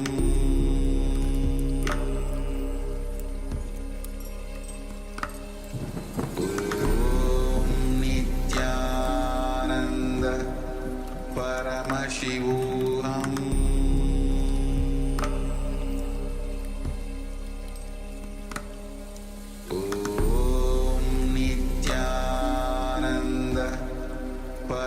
Paramashivoham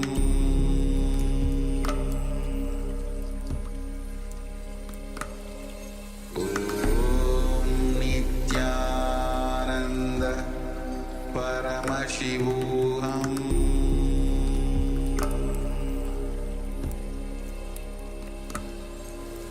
Om Nityananda Paramashivoham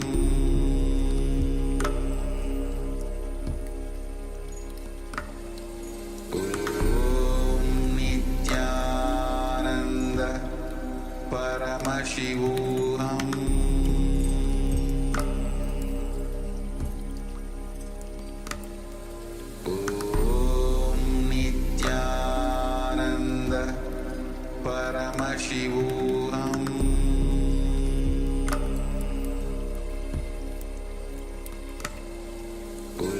Om Nityananda Paramashivoham Paramashivoham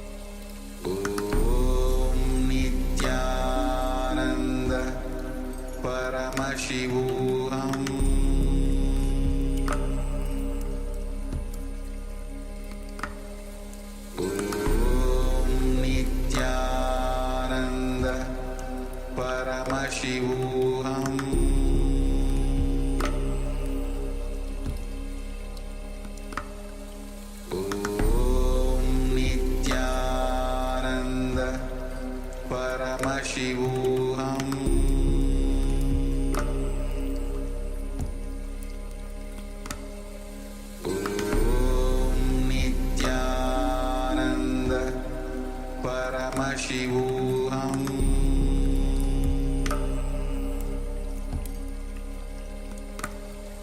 Om Nityananda Paramashivoham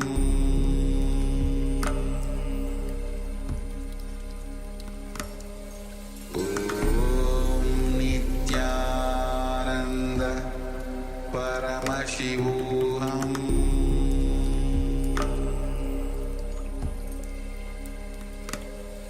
Om Nityananda Paramashivoham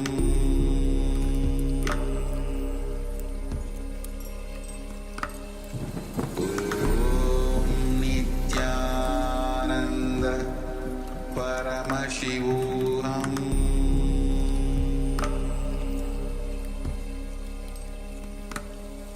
Om Nityananda Paramashivoham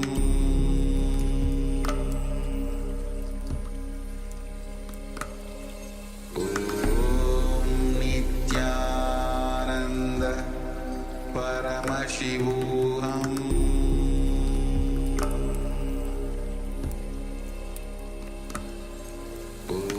Om Nityananda Paramashivoham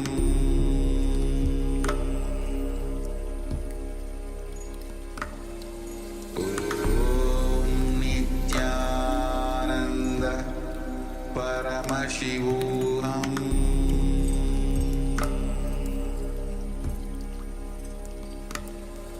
Om Nityananda Paramashivoham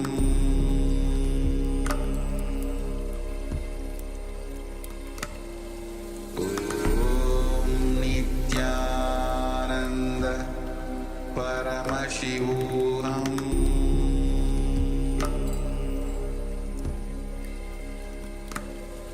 Om Nityananda Paramashivoham Om Nityananda Paramashivoham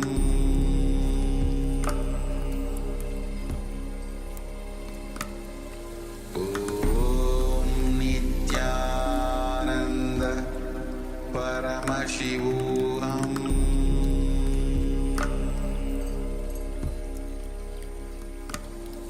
Om Nityananda Paramashivoham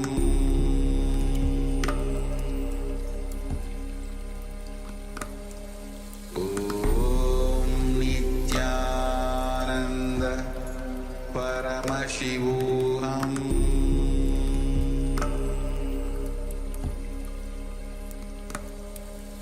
Om Nityananda Paramashivoham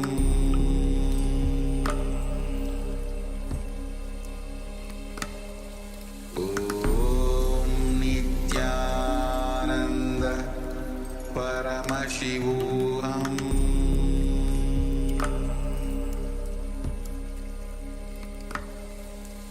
Om Nityananda Paramashivoham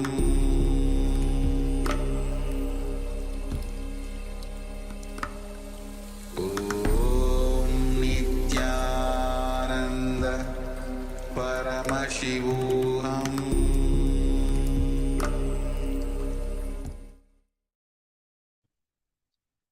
Nityanandam. So please settle down and let us move ahead with the verification of this round of power manifestation.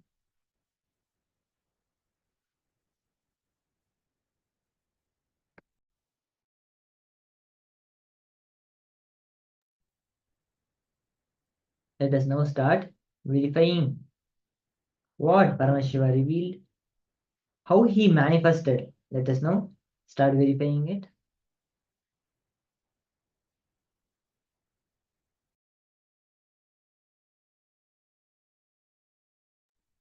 Now take the picture. Now that we have completed the power manifestation, take the picture of the object that you were manifesting the power on, or if you are manifesting the power on yourself, you can check your weight now and see if it has reduced or increased during the power manifestation.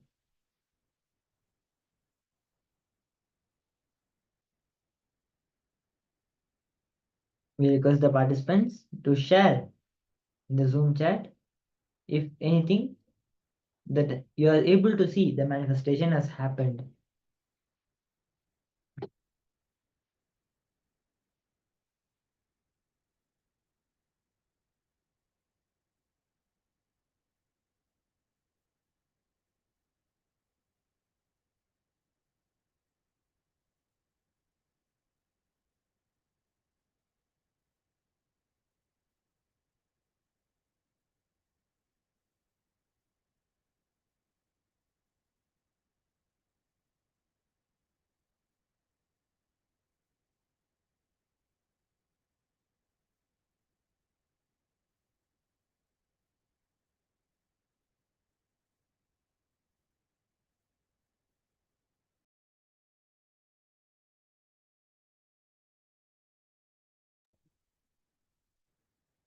Now, as the participants are sharing their experiences and the verification results, we'll also be moving on into the next segment, which is Guru is the life insurance for us.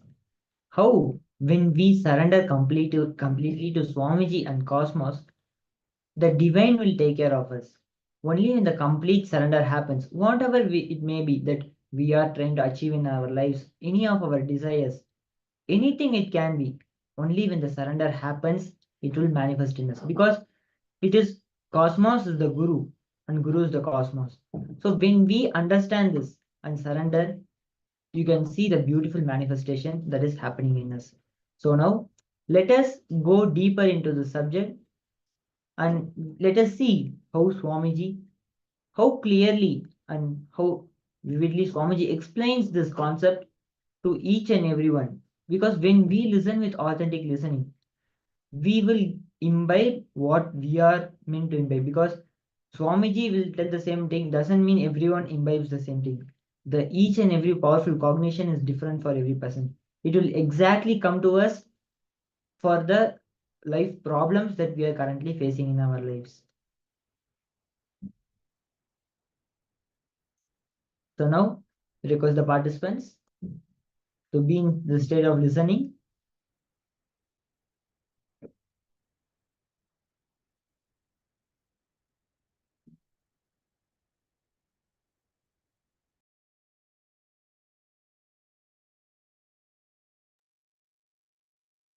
So Ma Alexandra has been sharing her experiences.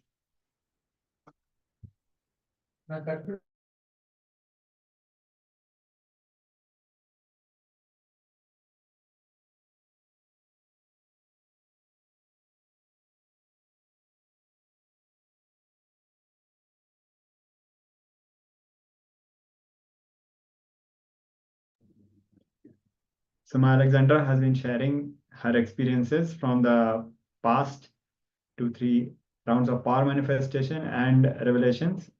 And we would like to complete as we got disconnected and we lost some of the messages. But now Ma Alexandra has shared how when she was going through this round of power manifestation, somehow she felt that a powerful Bala Sant is incomparable with a billionaire. This is not a measurement. So thank you for sharing, Ma. And also with me is Gyanamayananda Maharaj. Nityananda Ma. So as the participants were wondering what is the name of Maharaj,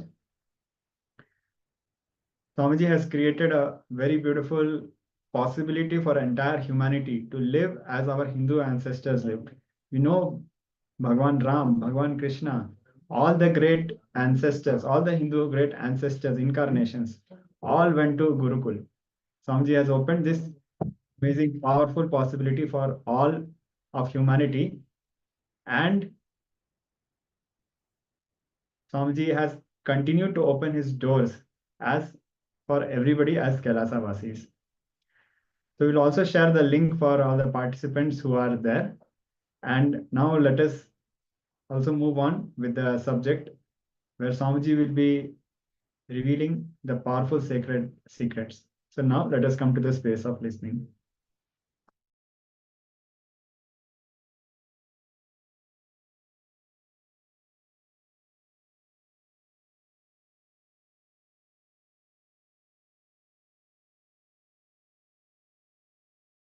See Krishna's personality. He never gave up on people even who are hypocrites towards him. He continued till the end. He did not give up. Please understand, till the last day of the war, Krishna's army was fighting for Duryodhana. You need to know.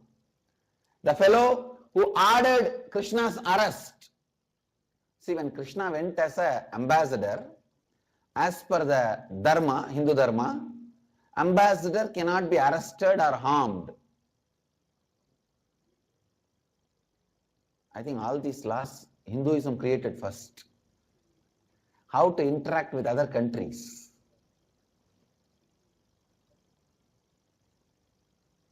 But he crossed that law, ordered the arrest of Krishna. Krishna saved himself through his power, that is secondary. He goes to that extreme. But even to Duryodhana, Krishna doesn't say no. When Duryodhana comes to Krishna for help before the war, actually this Duryodhana coming to Krishna for help happens after Duryodhana orders Krishna's arrest and Krishna saves himself. Even the multi-layered people, the hypocrites who behave one way here, one way there, even the multi-layered people, Krishna did not give up. That is why I am saying he is Purnavatar.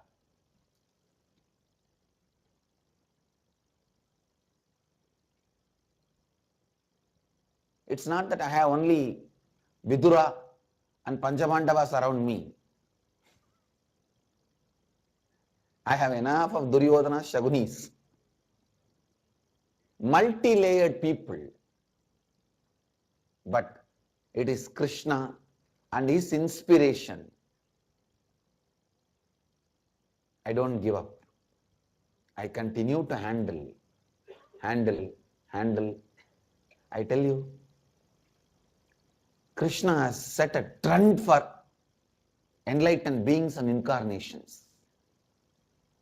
The ethics of enlightened, the etiquettes of enlightened, the behavior, how it should be, Krishna has set a trend.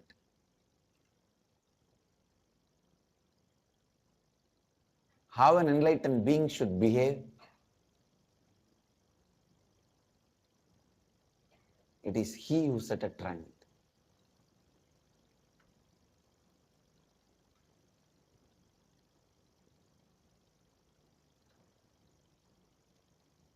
He did not say no to Duryodhana, but he knows the multi-layered personalities will always be stupid. Understand, when you handle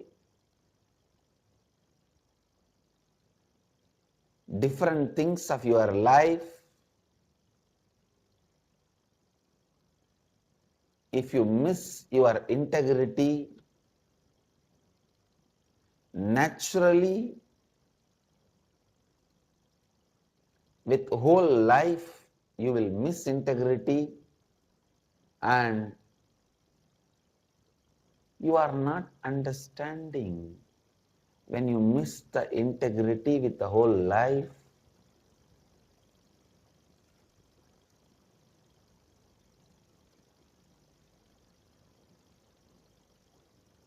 you will desire stupid things. Understand?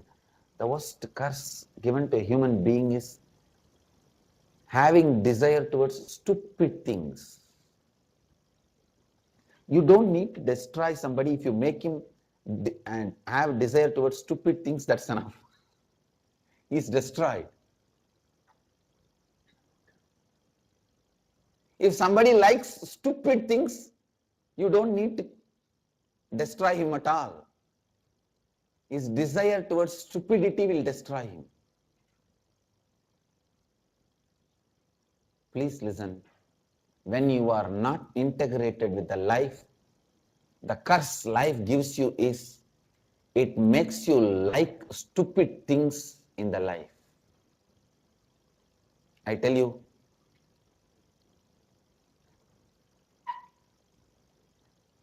I have always seen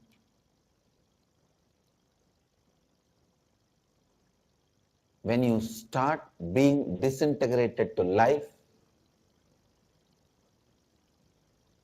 you may think you are successful. No.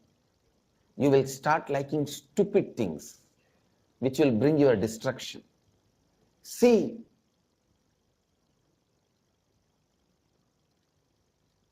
this Duryodhana, he started liking stupid things.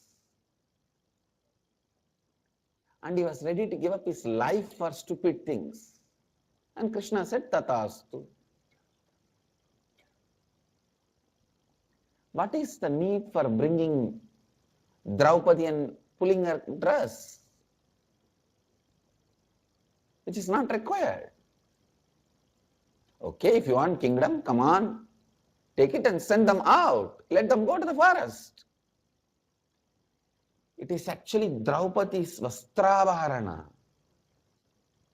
That incompletion only made the whole war. Otherwise, the war would not have happened.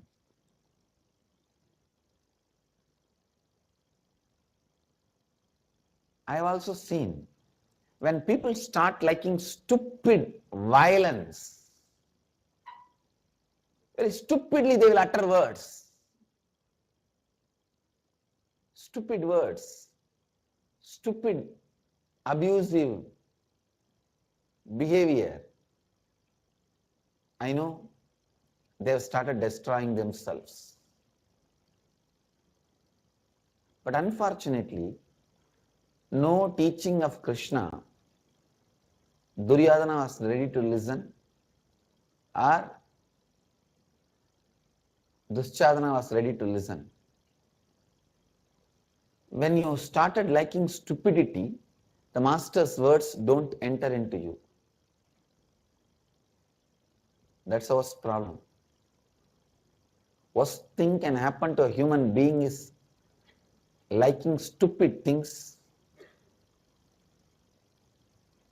Worst thing can happen to a disciple is master not able to tell what he wants to tell directly to you.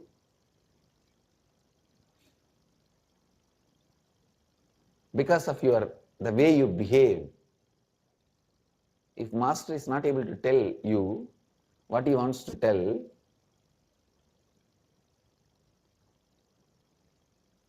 then no one can save you, no one can protect you. Master is cosmic life insurance, understand? Master is cosmic life insurance. Krishna was not able to tell Duryodhana because the way he behaved with Bhishma's advice, I tell you,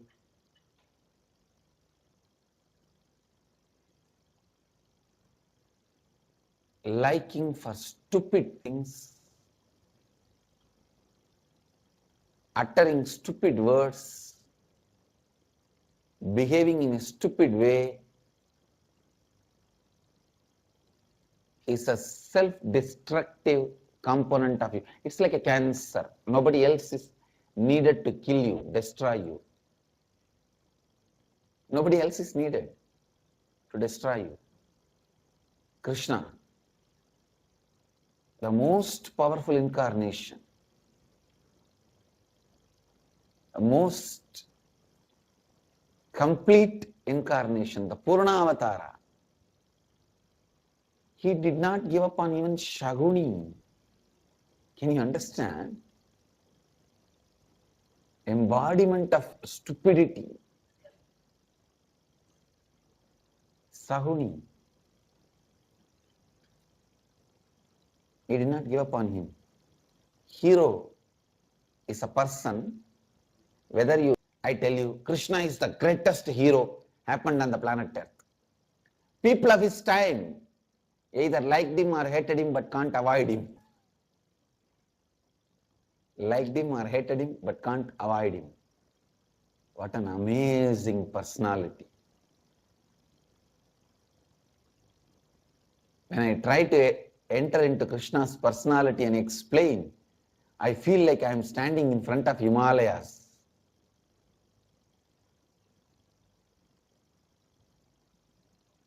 The whole Hinduism is only these three: Ganga, Gita, Gayatri. That's all.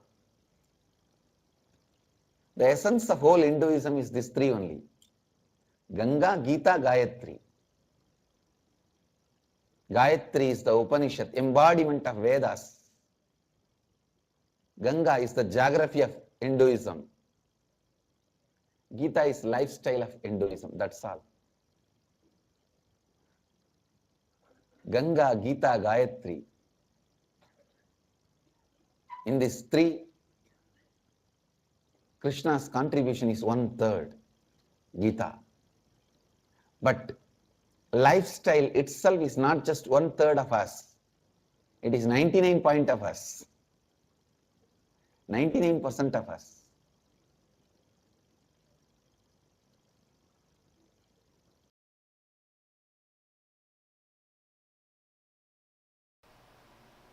Next, Sarvam Brahma-upanishadam. Understand whatever exists is consciousness, including what you don't like in the life. People say everything is okay. Who invented this examination and office? When you are a child, you think everything is okay. Who invented this examination? When you grow up, you think everything is okay. Who invented this office?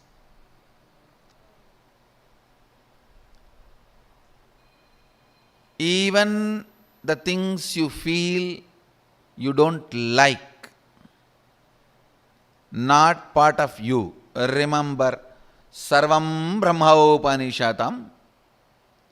Everything is consciousness. Means you made everything in your life. You made everything in your life. Understand?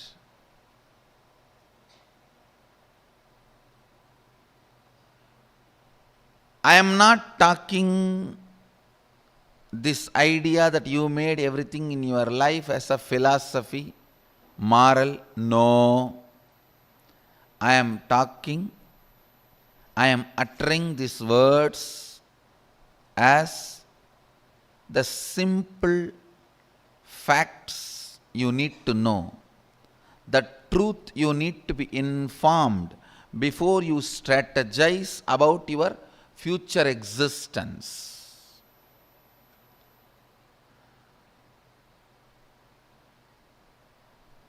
Life is all about strategizing for future existence. You exist to strategize for your future existence.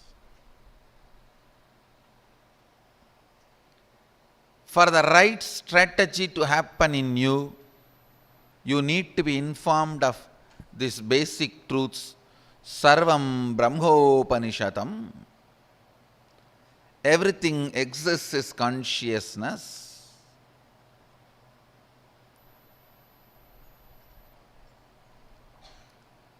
Everything exists is consciousness. I still remember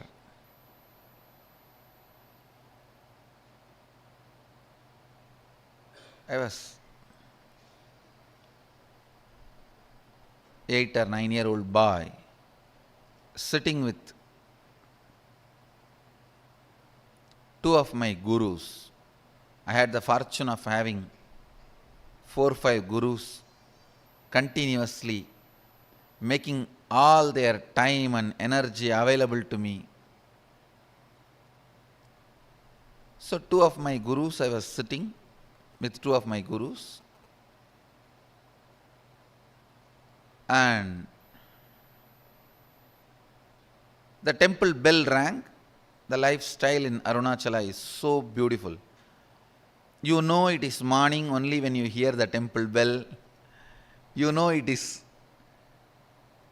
breakfast time by listening the crackers in the temple. Every puja, there will be temple crackers.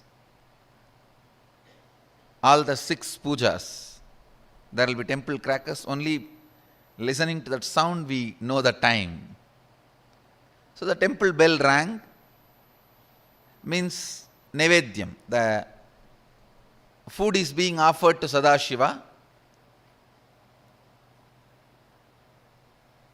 Both my gurus immediately looked at me and said, go and bring the prasadam. After the Nevedyam is done, it will be given to all the devotees. It will be shared with all the devotees. They both were sitting in one corner and asked me, go and bring. I went to the place where they distribute the prasadam and waited. Puja was over. The rituals got completed and they started serving. And I stretched my hand and the priest gave 1 share. It's like 1 share itself will be almost like half a kg rice. In one big leaf they'll give. And then the pujari was telling, the pujari saw before going to the puja that I was sitting with both my gurus, and the pujari is very greatly devoted, highly devoted to both the gurus. So the pujari saw and told me, hey, take 2 more for them also. They are sitting. Take 1 for you, take 2 more for them. I was a little reluctant because one of the boy and girl who were my classmates are standing in the queue next to me. They will laugh at me, taking so much, all for 1 person. So for this purpose only you are sitting in the temple whole day. That's the way they usually make fun of kids. So, and I know already they are gazing at me in the mood of making fun. I felt little pride. I am from a big family, and again I have been told from beginning that you are from big family and you have to behave yourself like that in the public. So I told the pujari, no need, this is enough, and I brought the Nevedyam to both my gurus. They asked, hey, where is our share? Did the pujari not give? As if they both eat. Actually, both the fellows doesn't eat anything. Very rarely they will touch and put 2-3 grains in the mouth and give it to other people who are sitting with them.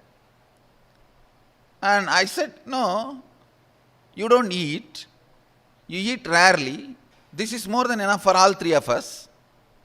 They asked, no, did that pujari give or not? I said, yes, he gave. He wanted to give. He asked me, take 2 more to both the swamis. Then they asked, why did you refuse? No, behind me, my classmates are standing. They will make fun of me that I am taking so much. Am I going to eat so much? And for this food only I am in the temple. They will tease me. I don't want to get teased by them. So I brought only my portion. Till this moment they were very casual, laughing, smiling. Immediately I saw Kuppamal staring at my eyes and saying, go to their shop street and beg and bring the food. That's the word she uttered. They both own a shop. This means their father owns a shop. The same street where my father also owns shop, and the whole street is literally ruled by my grandfather. He is the head of that whole association. So I always walk in that street with the pride. I'm a grandson of this guy, you know. And all the shop owners are either family or friends. So any shop we enter and eat anything, whether it is jaggery or dal or anything in any of the shops is free, and we'll directly go and sit. And in village actually we know literally everyone's name. And it's a different lifestyle.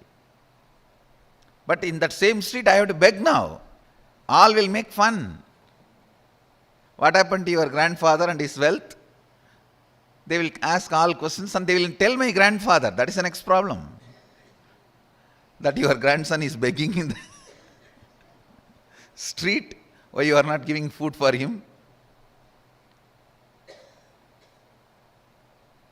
Of course, one good thing I had. I think this is the greatest boon Sadashiva gave. Just obeying the Guru Vak. I think that's the greatest wealth I brought with me, I tell you.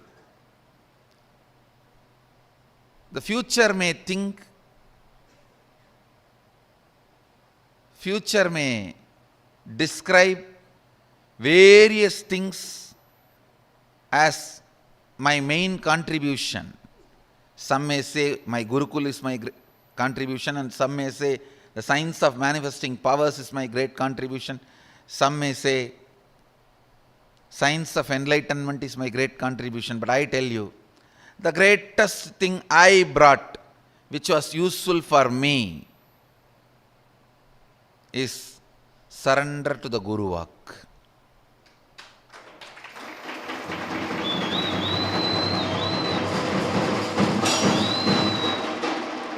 If any of you feel in a very short span, in a very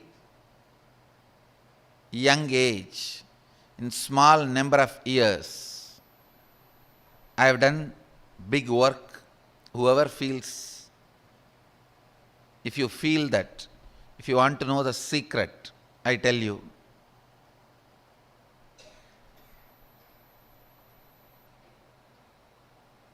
complete surrender to the Guru Vak, to the letter and spirit, that reduced lot of time wastage. The moment my Guru said, go and beg the same street, in the same shop and bring food, I know now it is a serious. It's not casual. It's not fun anymore. It means I have done something out of my pattern or out of the context which my masters are correcting. I tell you, I stood up, straight went to that street, begged and brought whatever I got. Naturally, all friends, family, they all gave so many things. I have to take a small pulling cart. In villages, there will not be rickshaw, the hand-pulled cart. So I have to hire a small hand-pulled cart to bring all the items I got as bhiksha to my Guru. So I hired a small vehicle and brought the whole thing and put it at the feet of both the gurus, and I realized, understand, that was one of the greatest realization I had.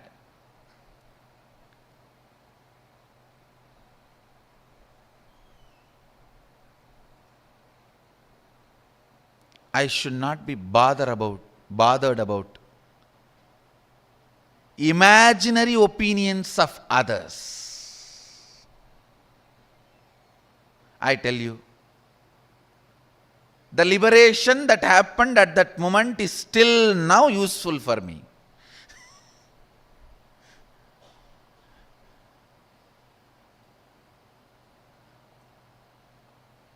Next day I had a chance to talk to both my friends. They were asking me, hey, why were you going for bhiksha in all the shops?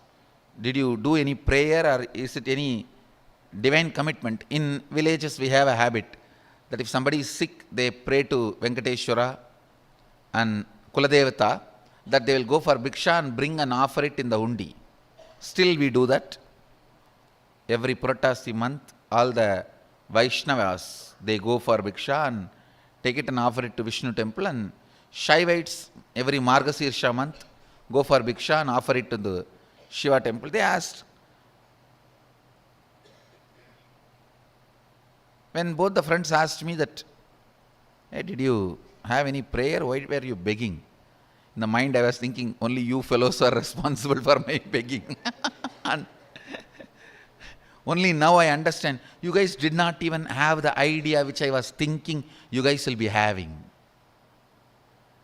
Understand.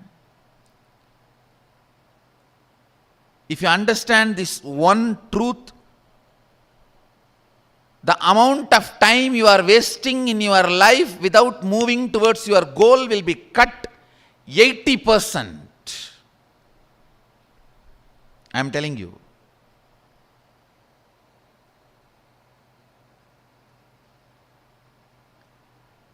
My idea that this is what they will be thinking, even though they are not thinking, and even if they are thinking, that should not be postponing or pushing my decisions and my actions. But imagining this is what they will be thinking and not doing what I am supposed to do. Please understand, this is one of the most powerful, sickening patterns in which all of us are stuck. Sickening pattern. Yes, if I worked on completion, I myself would have got out of that pattern, but when I am 50, fortunately, I had that implicit surrender to Guru Vak. It only took 50 minutes for me to get out.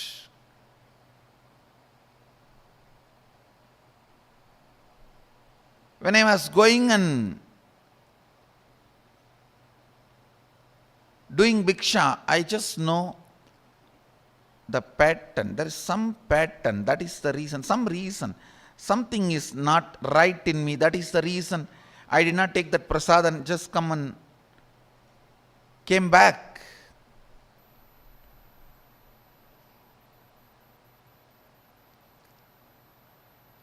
Not taking the temple prasad and coming back is too small act. It's not a big thing. And if they just shout from where they are sitting, the priest himself will bring and give it. Because it was only audible distance. They were sitting inside the temple only. They could have shouted, hey, get the Nivedyam, and he would have came and given. The act is too small, but they know the reason is too bad. That pattern cannot be allowed to live in me. Guru is the most sweetest being who sacrifices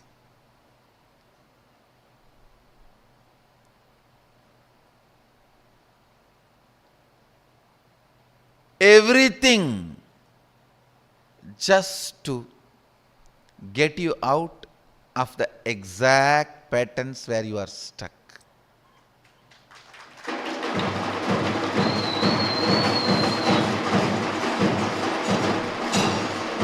Job of Sadashiva.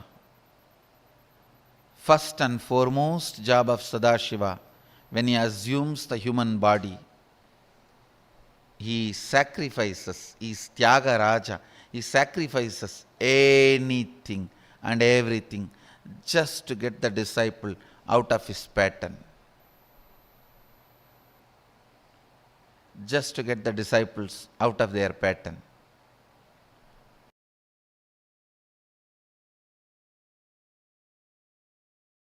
Falling in love with your higher personality, Guru. I can see very clearly. Whoever is in love with me, they are in love with integrity. Integrity is so smooth for them. When there is no love, you use every methodology to either believe integrity is not possible or cheat that you are already integrated without living it. Understand? The scale to measure whether you are integrated or not, you will manifest Sadashivatva, me. You will manifest the powers I am manifesting. You will manifest everything. Understand? Love, becoming, listening, or integrity is what I call literally living enlightenment. Because I have so much love, I can supply. If love is the raw material, I can supply enough raw material for you. You just need to convert that into listening and integrity. When you waste the raw material only, I say, all right, stop the supply now.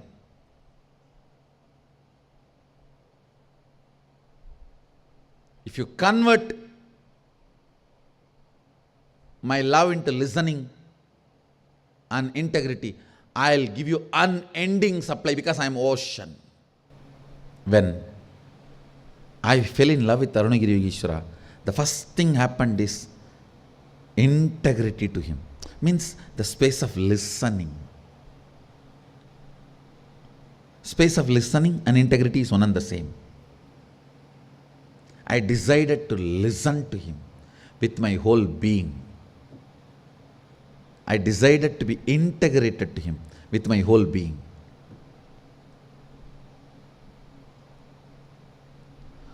Falling in love can either make you decide to possess and squeeze and suck and exploit him, or it can make you decide to be integrated and listen to him. Both can be done. Both can happen. That will only decide whether you are going to be Rudraganya or court dancer. Whether you are going to be a chaste woman or a prostitute. Chaste woman, when she falls in love, decides to be listening and integrated. A prostitute only plans to exploit, suck and possess and fleece. Whether it's money or power or whatever.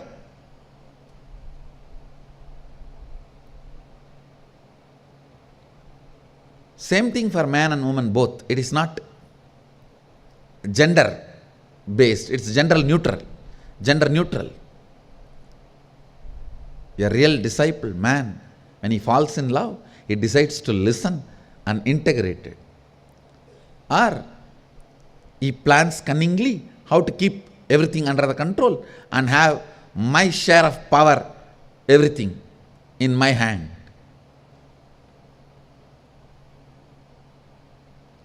when I fell in love with Arunagiri Yogeshwara, I decided to listen and be integrated. How to prove I am in love with him? He doesn't have, he is not missing anything that I can add.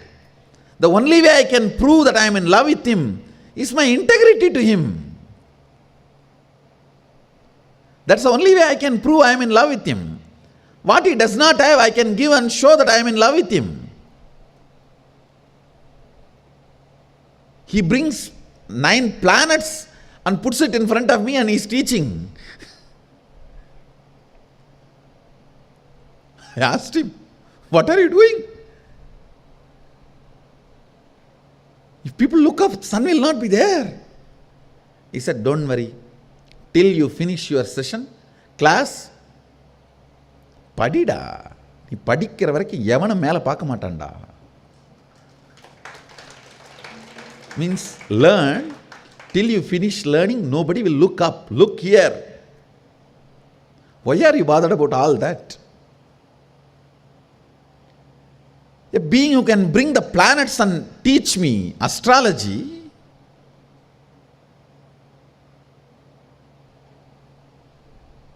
what can I give him?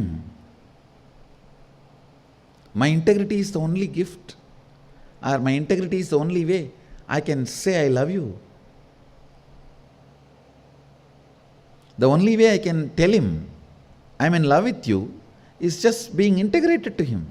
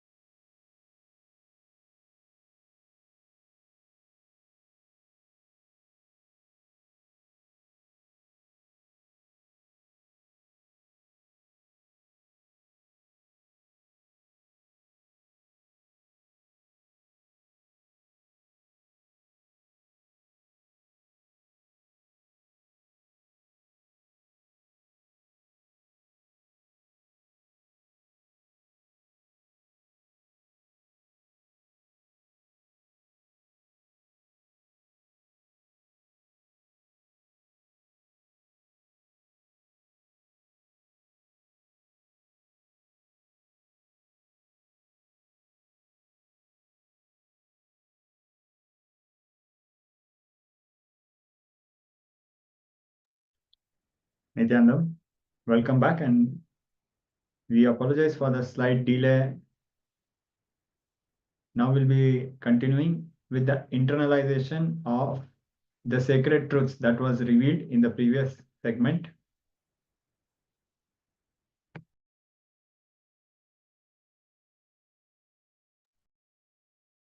Now we'll be entering into moving with logic of this is the past, because of that this is the way future will be, is gravitation. When we decide that because my past was like this is how my future going to be, this is what is called gravitation. Swami beautifully explains. The possibility of future is not logically connected to your past because of some conscious intervention. That conscious intervention you will call Guru's grace or God's grace or Paramashiva's grace.